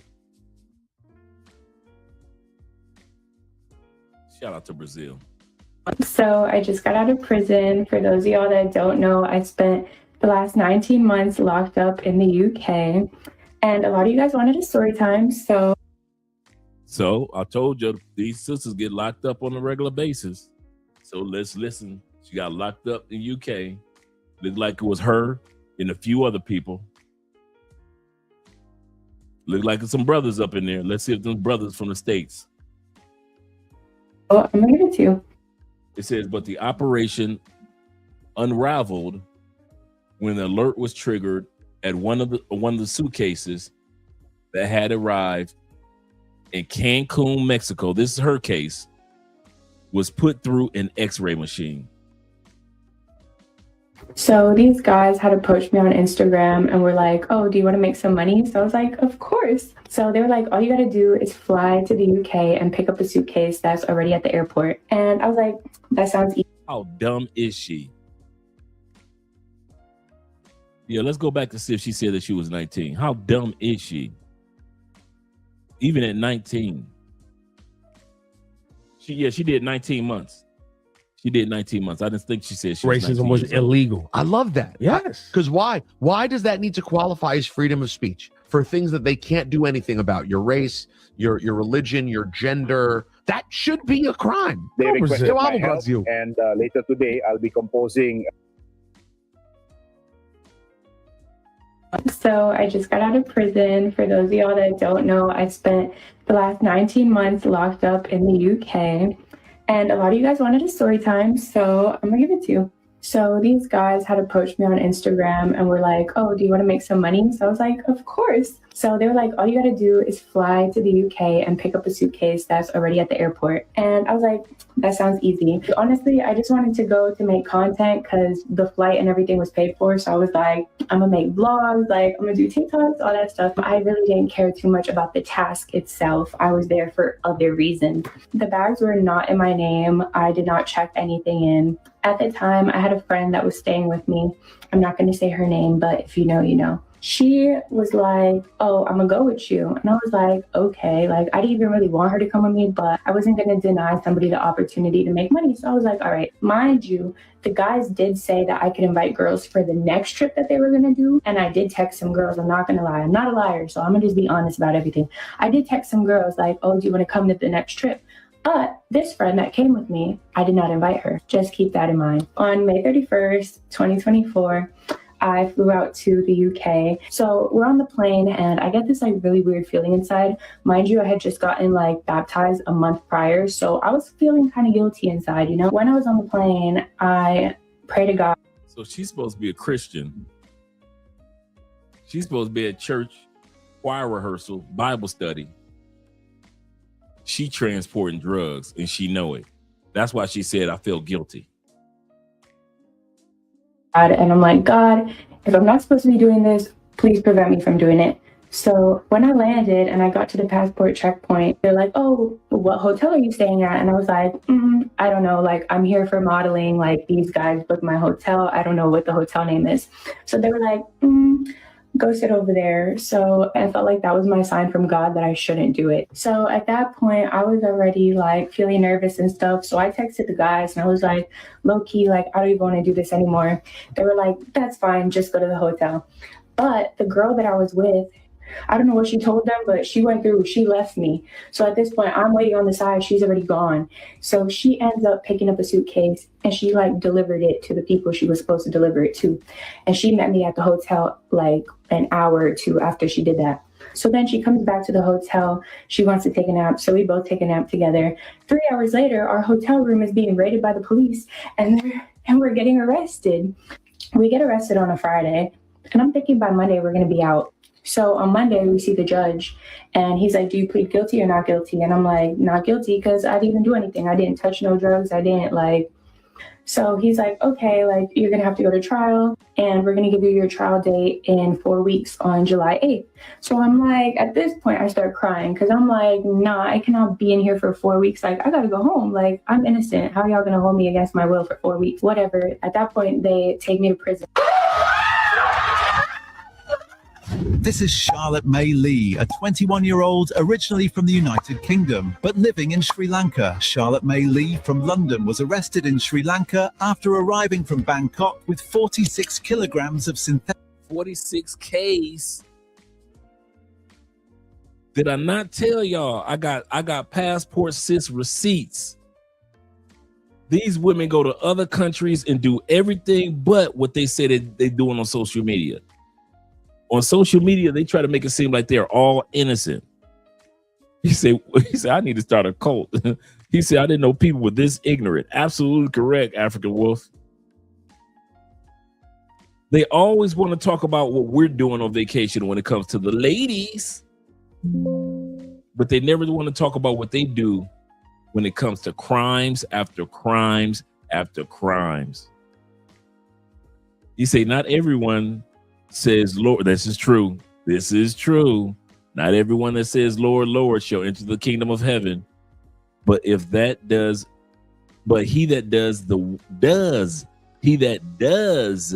not just says, but does the will of my Father, which is in heaven. Some of the foulest people do horrible things and they claim Christianity. That is so true, brother. So true. Let's continue on, gentlemen.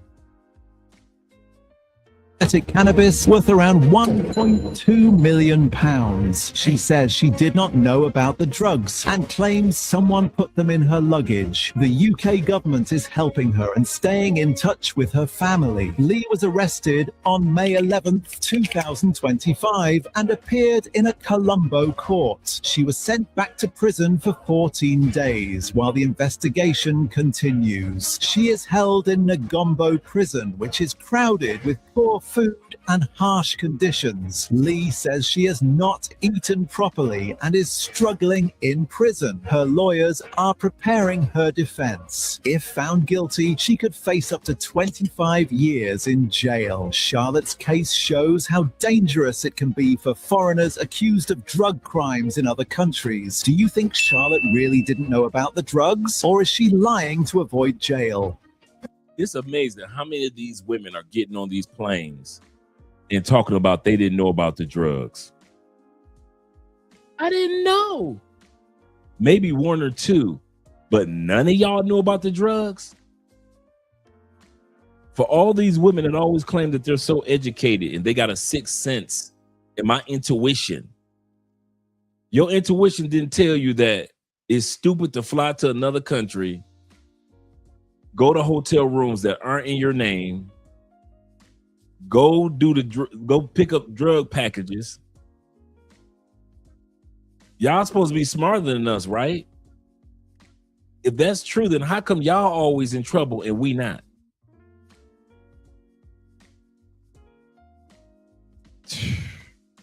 Y'all stay in trouble, ladies. South African woman hit with 130-year drug sentence in Sierra Leone over 5.4 kilograms cocaine bust. A South African woman has been handed one of Sierra Leone's toughest drug sentences after airport authorities allegedly caught her attempting to smuggle more than 5 kilograms of cocaine into the country. The convicted woman, Sandra Denise, 37, from Eastern Cape Province, South Africa, was found guilty by the High Court of Sierra Leone on 5 separate cocaine trafficking charges following her arrest at Freetown International Airport. You can't make this up. This woman got 130 years. 130 years.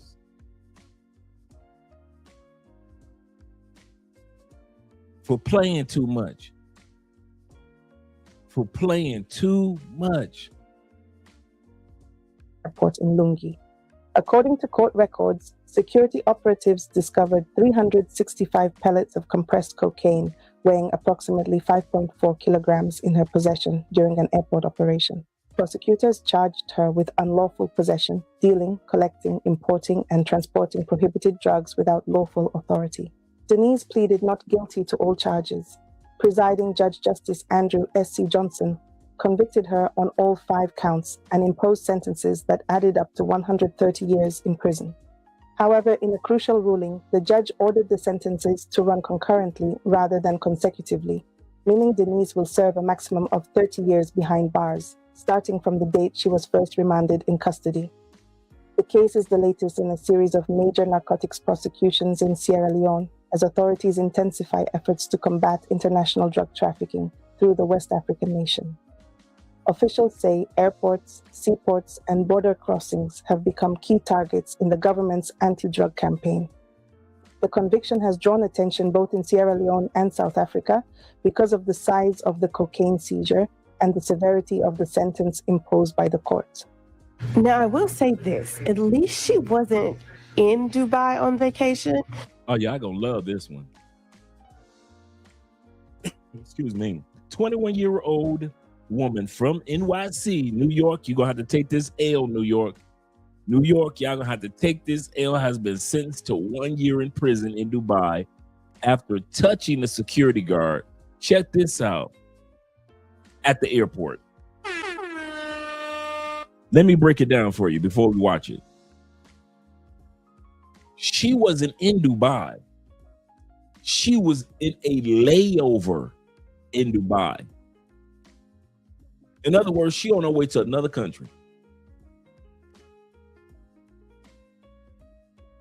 You're going to love how this go down. How you get arrested in Dubai at the airport and get found. These your queens. These your queens to be. These are your queens. This woman wasn't even in Dubai, bruh. She was just in a layover in Dubai.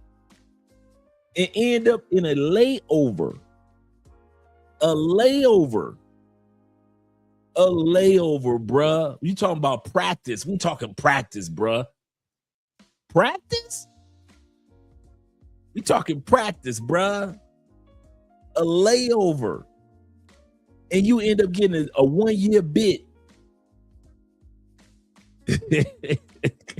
These y'all queens. Let's go. She was just traveling through Dubai. She was actually in Istanbul. Nevertheless, I told y'all once, I'm gonna tell y'all again. Y'all really gotta stay home.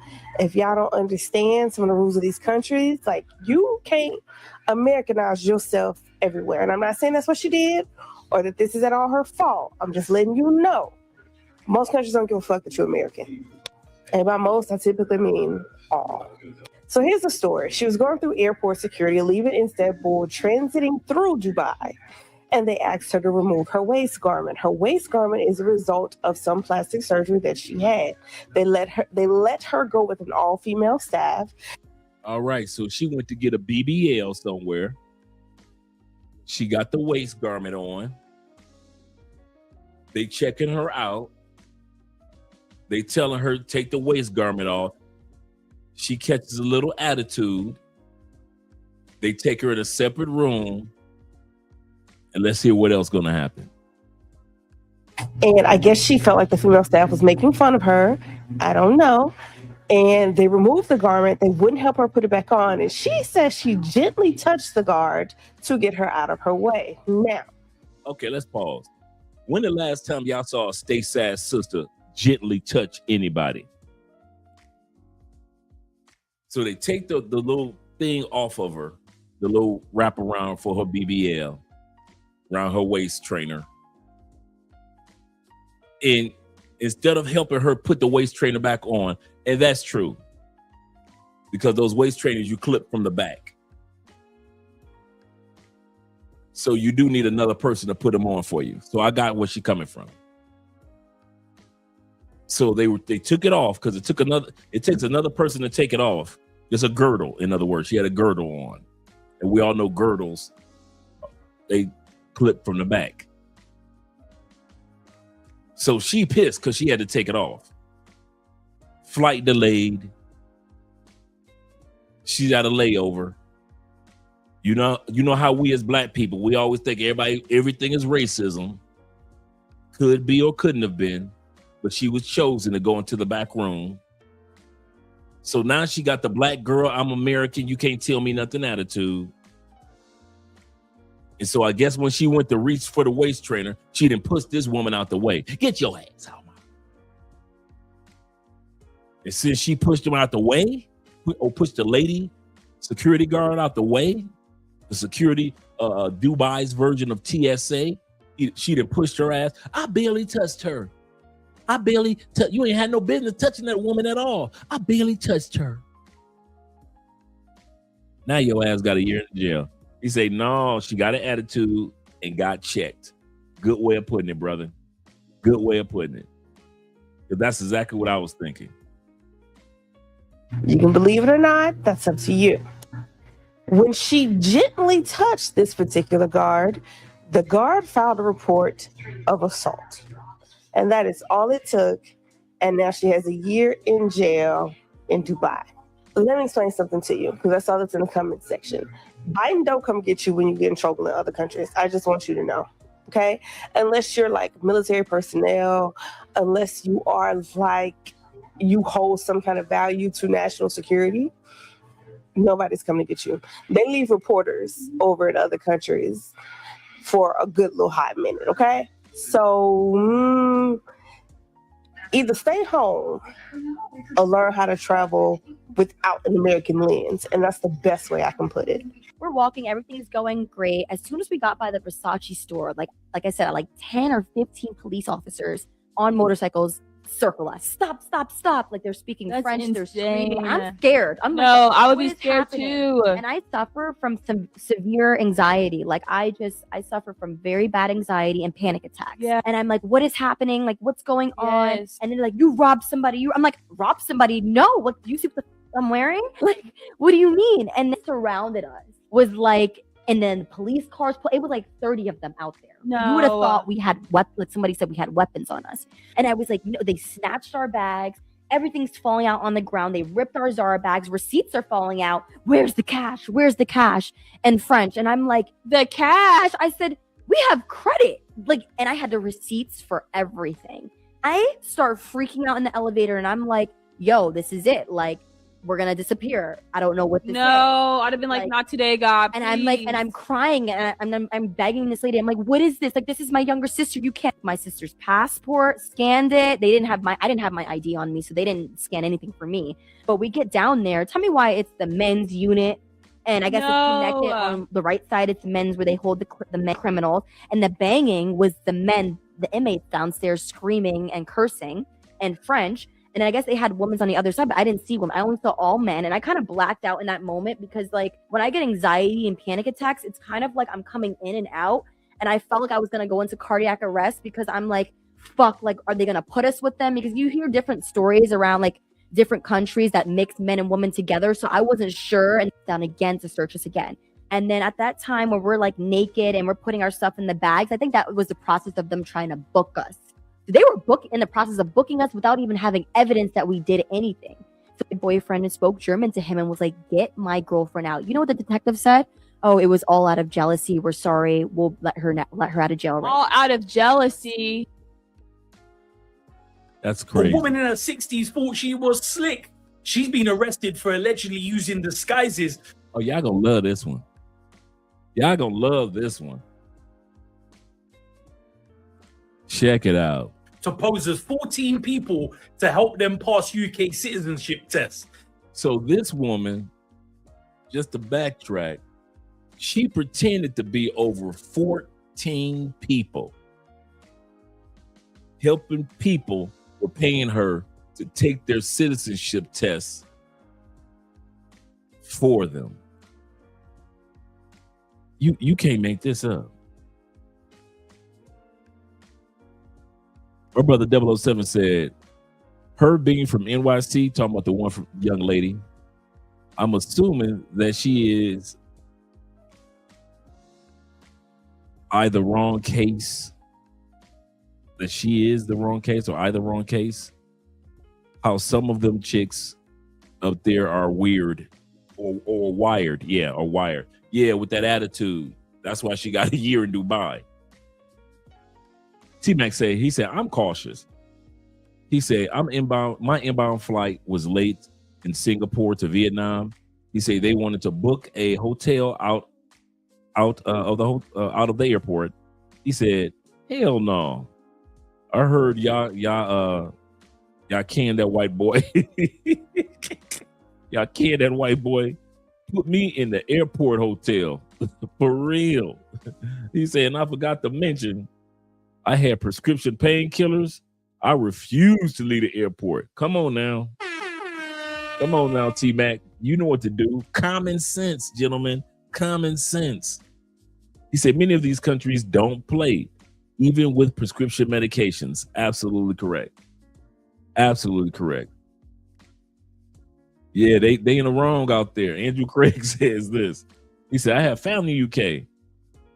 He said, that's doing way too much. Yes, sir. This woman thought she was slick. She was switching up them wigs, hoping that they wouldn't catch her out. But she got caught and now she's being arrested. Dumb of the year contender.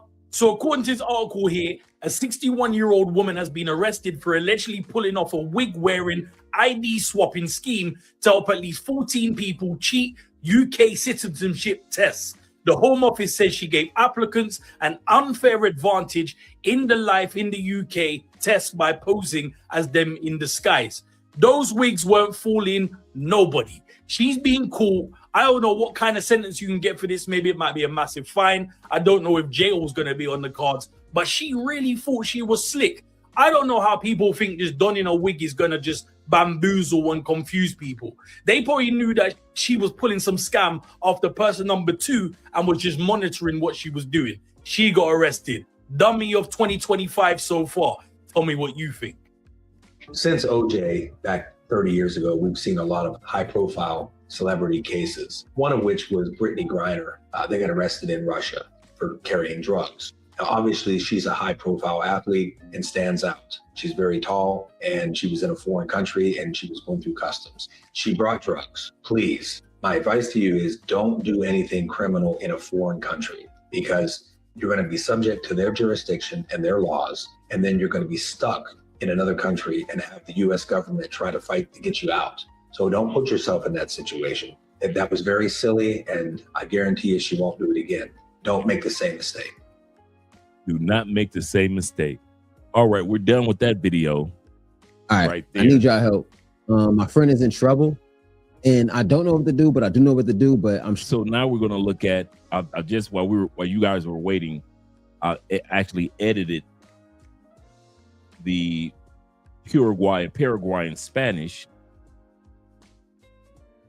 So let's go here and pull up the video. Let's see.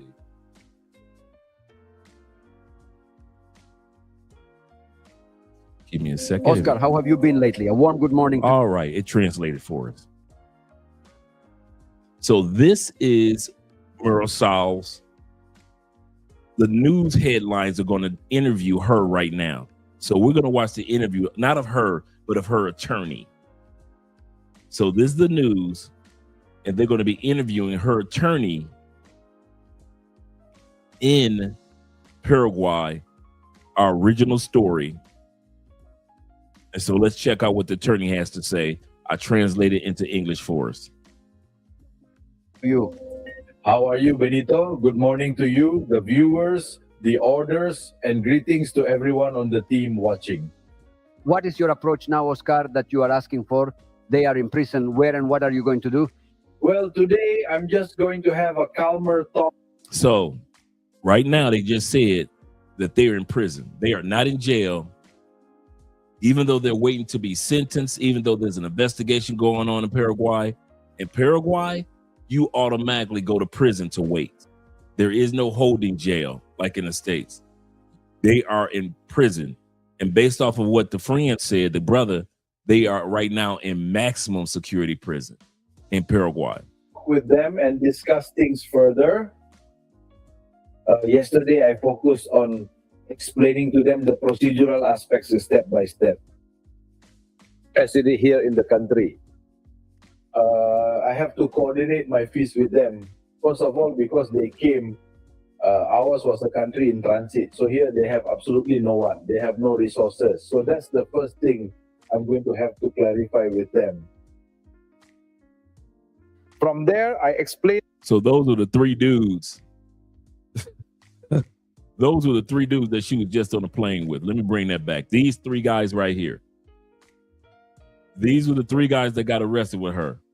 There is none of these guys look like the type of guys I would have been on a plane with. These don't look nothing like any of my partners. That's her at the end trying to hide her face, at the same time talk to either an attorney or prosecutor or somebody, a representative, a translator, before they went to prison. So let's continue on. With them. From there, I explained the real situation to them, because in this type of events, with the procedure that is done and with all the evidence, I always choose to be honest with the clients, of course, and manage their expectations realistically. These types of punishable acts where prior investigations are carried out, where there is too much evidence that demonstrates guilt, one has to be honest with them, right? From there, we'll explore the possible options available to them. Some asked me yesterday if he's going to be expelled, others if they are going to be prosecuted here.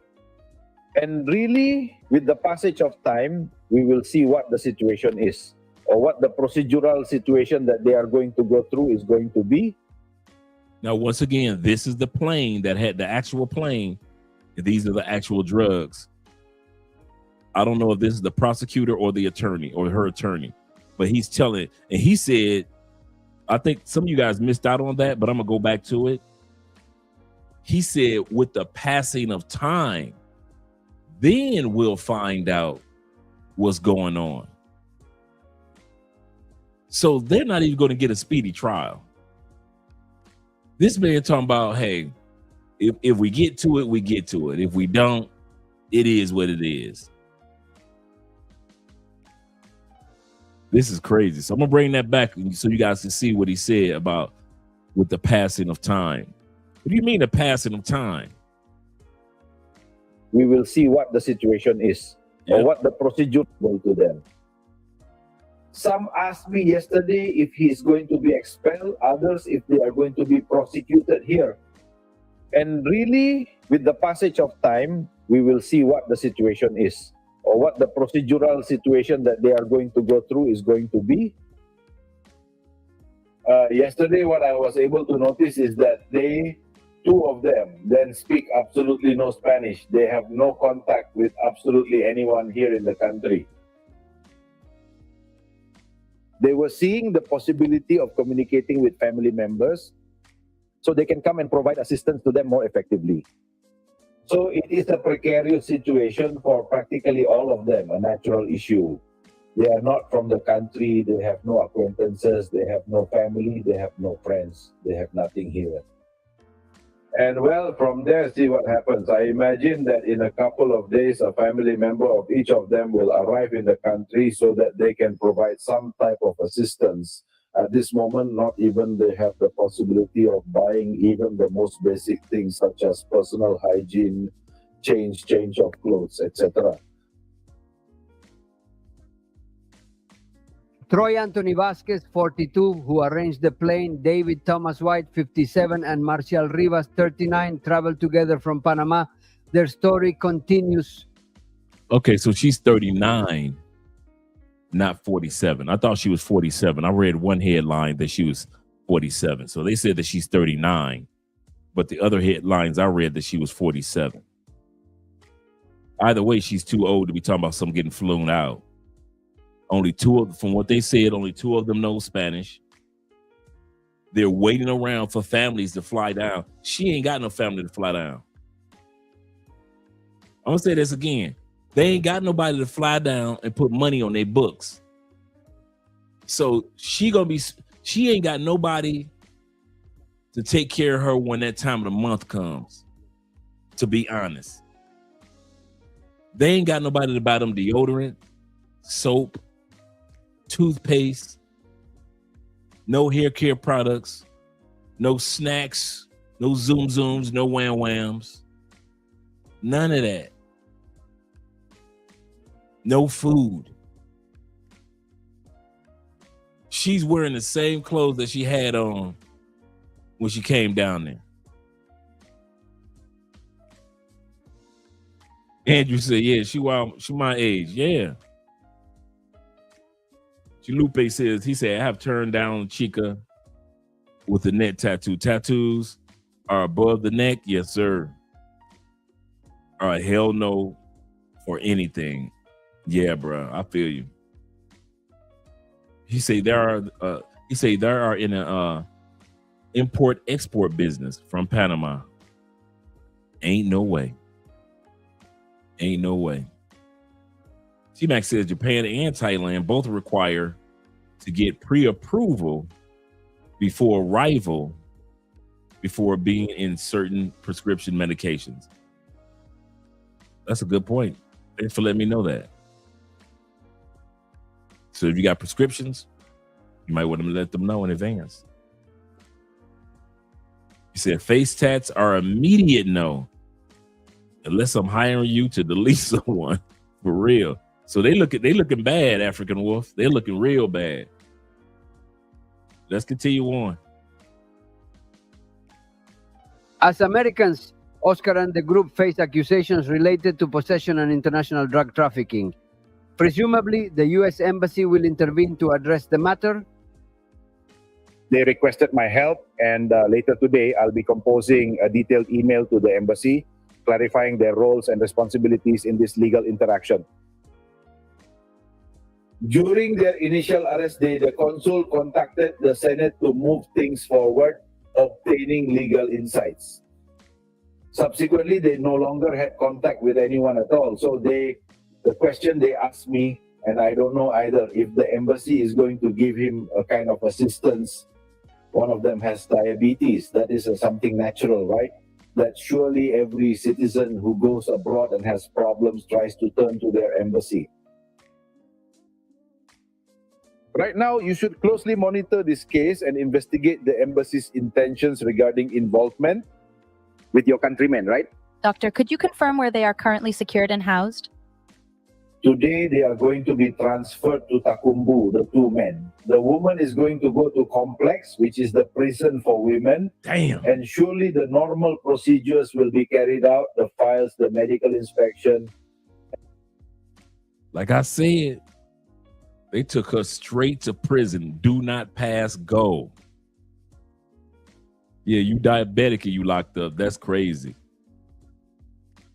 Do not pass go. They just said they took her straight to the prison. Let's bring that beat back. That is something natural, right? That surely every citizen who goes abroad and has problems tries to turn to their embassy. Right now, you should closely monitor this case and investigate the embassy's intentions regarding involvement with your countrymen, right? Doctor, could you confirm where they are currently secured and housed? Today, they are going to be transferred to Takumbu, the two men. The woman is going to go to Complex, which is the prison for women. And surely the normal procedures will be carried out, the files, the medical inspection. And I believe that by noon, they are going to be transferred, which is good because at least in those places, they are going to have the possibility of having greater contact, being able to bathe. They were not bathing 3 days ago. I think they have not eaten for 24 hours for a natural reason. They are having dinner in a restaurant. They do not have to provide that assistance. So they not necessarily have to provide them assistance. This is their attorney talking. They haven't eaten in 24 hours at that time period when the attorney was being interviewed. They're going to be transferred to the prisons. And I know you ain't talking about no damn bond in another country. I know you ain't talking about no bond, DJ. DJ talking about bonds. Yo, sit your ass down somewhere. You crazy, DJ. He say no bond? No, bruh. No bond. Will says what the embassy will do is provide you with, like I said that earlier, Will's absolutely correct. Provide you with a list of local attorneys. They will contact your family, your friends, your employer upon your written permission to do so. T-Mac says this. He say, Dre, don't let some of them ninjas know Colombia has conjugal visits. I know, right? At certain prisons and covered by the Constitution. He says some of these ninjas are so thirsty that they will find a way to take advantage of it. That is so true. Will says this also. That is so true, T-Mac. Will says this. He said, visit you regularly and provide, talking about the embassy. The embassy will visit you regularly and provide reading material, hygienic items, so that's good.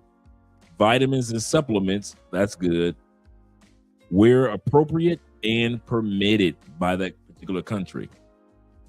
Help ensure that the officials are offering you the appropriate medical care. That's what the embassy will do for you. Good call, Will. Thanks for that information. He say they'll also inform you of local and U.S.-based resources available to you as a detainee. Request the official permit. Request that officials permit your visits, including with members of the clergy of your religion of choice. The U.S. Embassy will help facilitate family and friends in sending you money if you are unable to send you monetary or send money to you directly. So the U.S. Embassy will help your family make sure the money gets to you. You say no noodle packets, no jail bond, no zooms, no whams, bruh. No prison recipes, no prison noodles, no prison nachos, none of that. Man, oh goodness gracious, I just had a quick flashback. I haven't made, you know what? You know what? That's what I'm going to do. I haven't had prison nachos in forever. I haven't taken, cut up the vegetables, take your cheese, take your Doritos, put it in the bag, melt your cheese down, of course. Take your ramen noodle soup, put it in that big plastic bag and shake it around. Ah, man, I ain't had prison nachos. You know what? We do got movies this Saturday. We're going to be watching this Saturday. We got a couple movies coming up. So if you guys aren't doing anything on Saturday, we're going to be watching movies here. I might make me some good old-fashioned prison nachos. I might have to pull out my old skills and make some. Y'all laughing. I might have to go ahead and get a good old-fashioned garbage bag. Put my Doritos in it, my ramen noodle soup, my melted cheese, chop up some vegetables, put it off in there, and get to doing the do. I might have to do the do this weekend. So if y'all see me with some prison nachos, don't judge. Don't judge. Don't judge your boy. It's been about a good 20 years since I had some prison nachos. It's been about a good 25 years since I had some prison nachos. He say cell block Dre cuisine. I might have to pull I might have to pull a trash bag out or two. Mix it on up in the trash bag with the melted Velveeta. Yes, sir. Oh yeah, don't take some tuna and throw it off in there just a little bit. Do a little tuna can off in there. Little can of tuna. With your Doritos. Don't crush the Doritos up. You don't want to crush them up too much. Just throw you a couple bags of Doritos. Y'all laughing. Y'all gonna be mad this weekend. Y'all gonna see your boy. Because we got a couple Kung Fu movies coming this weekend anyway. We're gonna be watching some movies, man.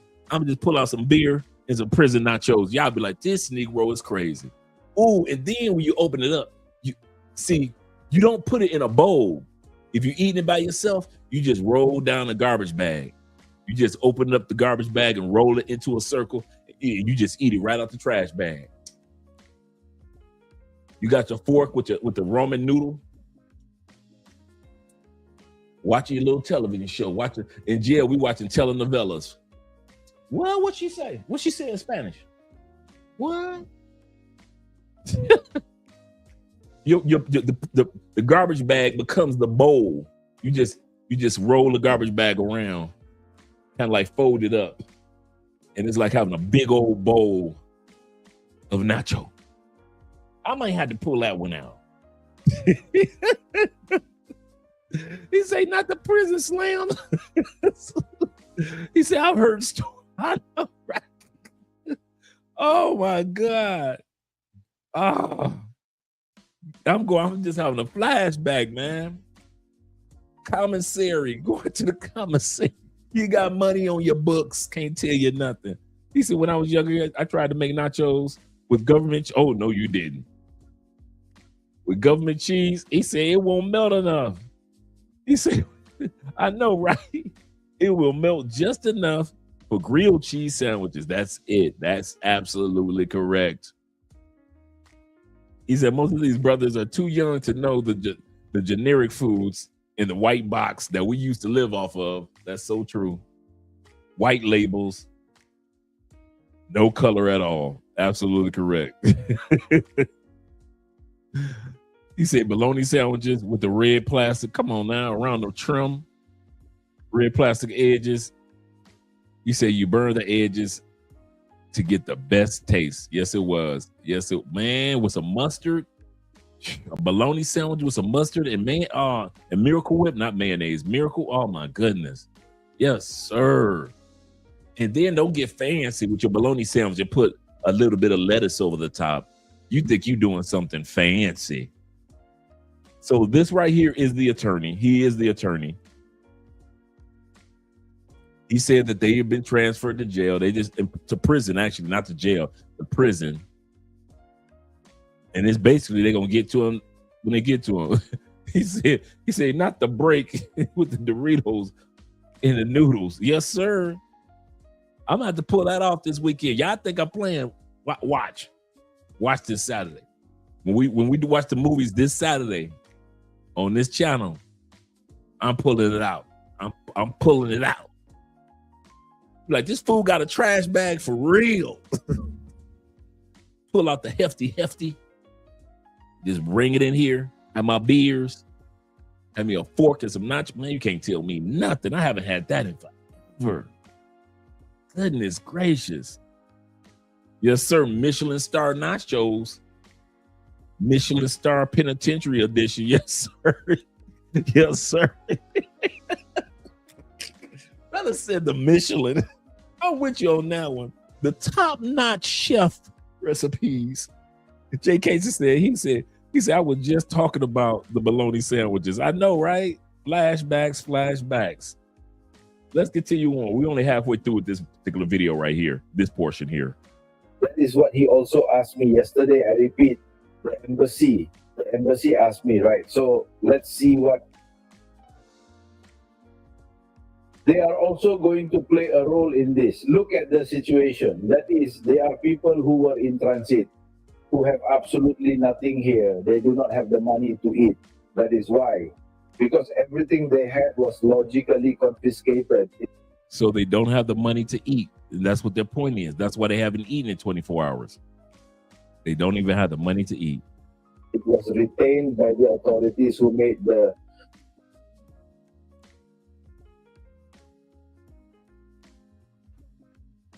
raid in the different places where they were.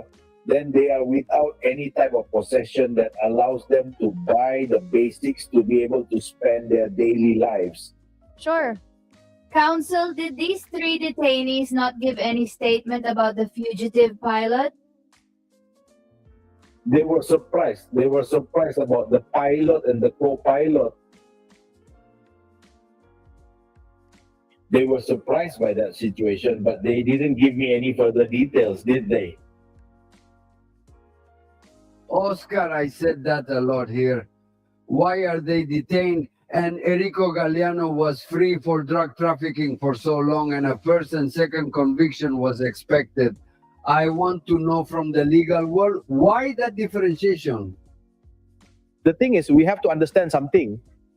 Preventive detention is not an advance in sentence. One does not have to take preventive detention as an advance in the sentence that can be obtained. Preventive detention is only removed to guarantee that the person is going to undergo the process. If I have the guarantees and I provide the guarantees and demonstrate that I am really not going to escape the process, then the law establishes that I have to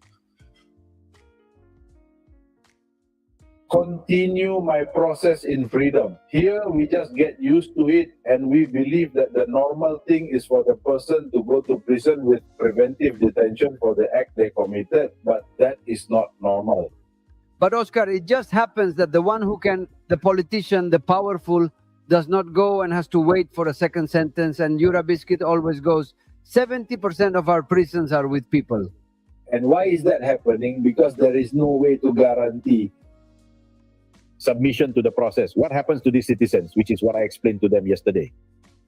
They have no roots in the country, they have no resources in the country, they have no relatives in the country. So it is very difficult, that is. And the law in these cases provides that they have to keep preventive detention to prevent that they can escape or that they can avoid undergoing the process.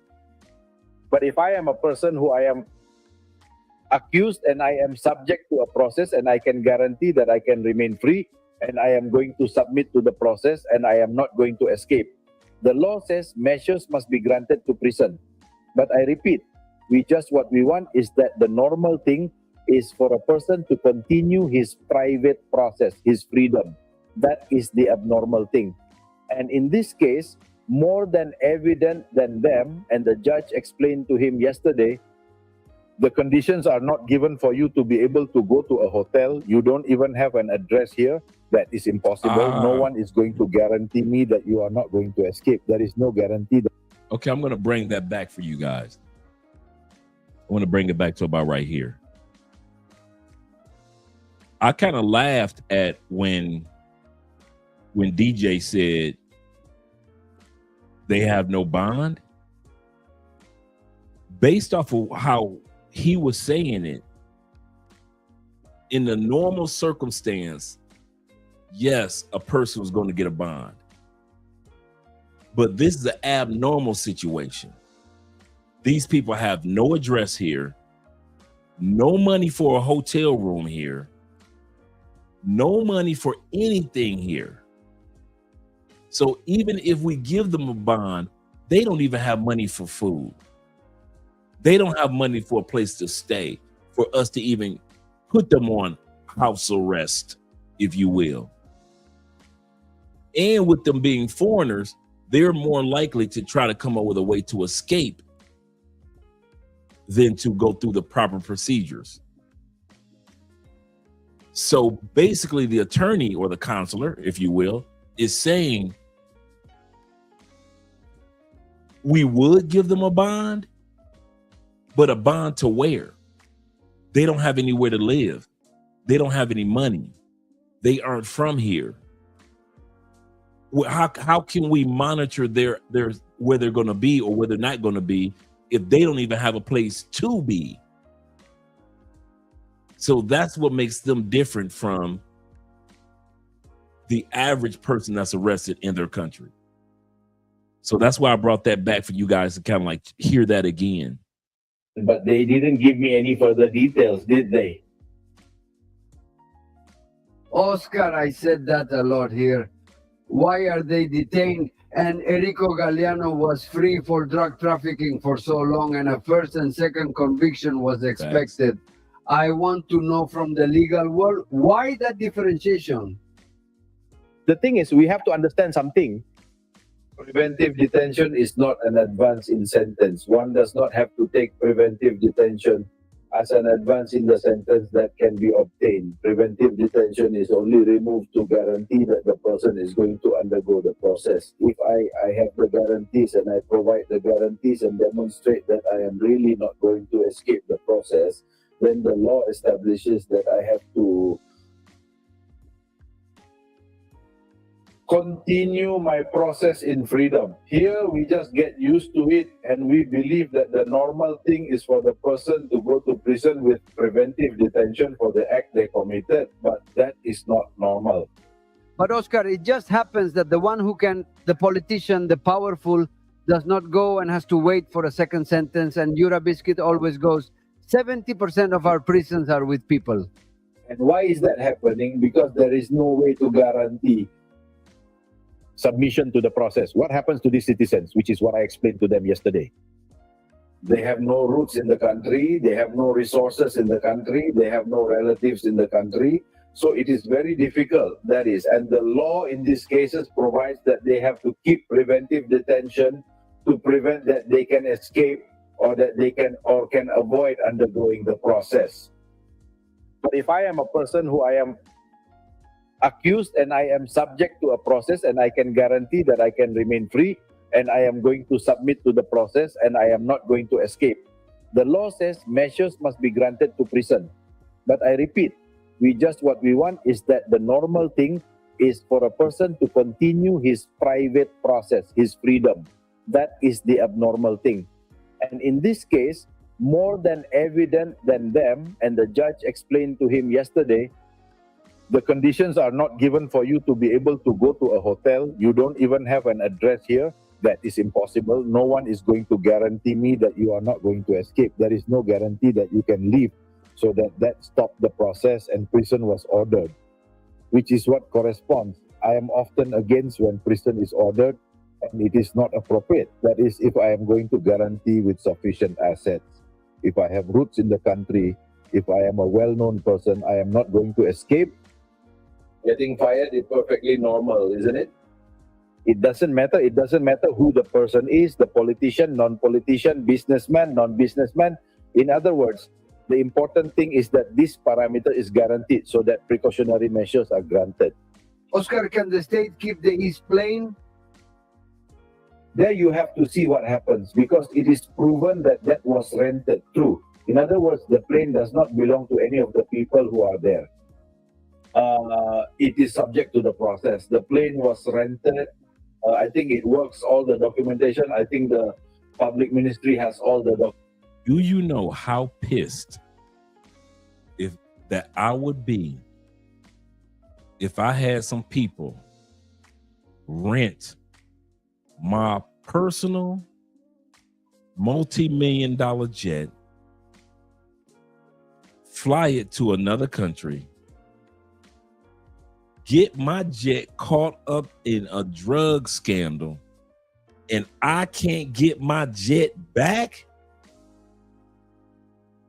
Oh man, I'd be hotter than fish grease, bruh. And the pilots are back in the States just chilling.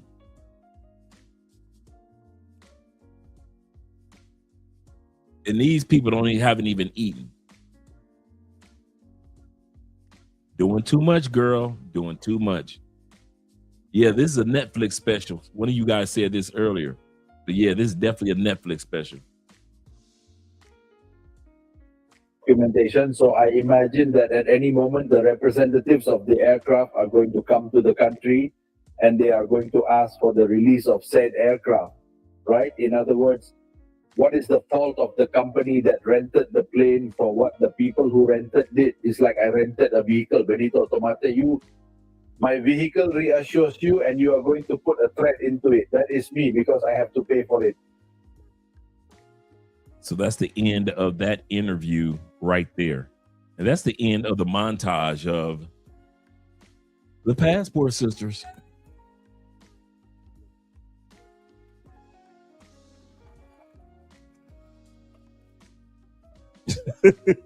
He said, I will go 50-50 with Will and buy Dre's jet on federal auction.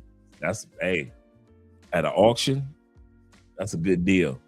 But since I won't be needing a jet, anytime too soon. He said we would give Dre. He said we would give Dre discount. Man, you know, man, I be bringing all type of dogs around. Yeah, we got to sniff this plane, man. Somebody could have put something on your plane overnight that you didn't know about.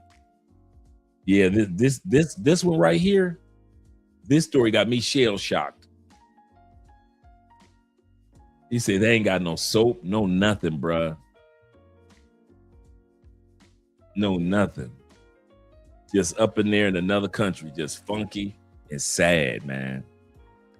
Like I said, I don't think she did anything. I don't think in this situation that she's guilty of anything. Sadly, the one brother from the video, her friend, who wants everybody to sign the petition, that ain't gonna help nothing. It might help get the word out about the story. If I was him, I'd focus so much on getting the word out about her story. I'll be talking to news outlets, other content creators to get the word out there. But the petition, how you gonna petition it to Paraguay? Those people don't care. And so based off of what they were saying, that with the bond, they don't care anything about the bond because they could leave. And we're going to end it right there. I just wanted to say, man, that be careful out there. We men have been careful so far. Continue to be careful, man. Especially when it comes to the ladies. Ladies, I need you to be careful out there as well. White brothers and sisters, y'all need to act like y'all got some sense too. Stop getting locked up for stupid stuff. We're going to end this live stream a little early tonight. Shout out to you guys. I got to pick somebody up from the airport tomorrow, so I might be late if I do a live stream tomorrow. But at the end of the day, I'll be back here on Friday. And on Saturday, we do have our movies. I will be announcing our movies that we're going to be having. I'll be announcing those on Friday. Shout out to all you guys that are here. 313 says this. He say, but Dre, as a woman, why would you get on a private plane and you're the only? That's another thing. I didn't even think about that. Good call. Good call, Nate. I didn't even think about that. You're the only woman on a private plane full of strangers. They could have did anything to you while you was in the air. Bruh. Some of these women aren't thinking, man. You are so right. I didn't even think about that part. That should have been the first thing to come to my mind. You are a woman by yourself going to another country. No other women around. Nobody to gossip with, nobody to laugh with.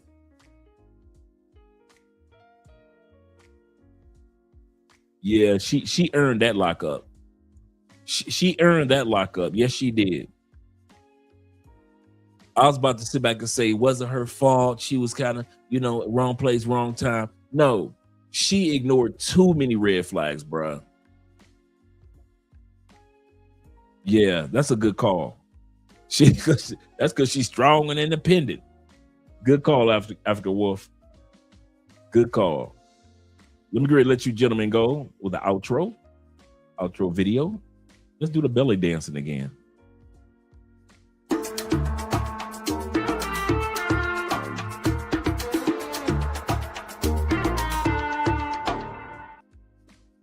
Oh, my bad.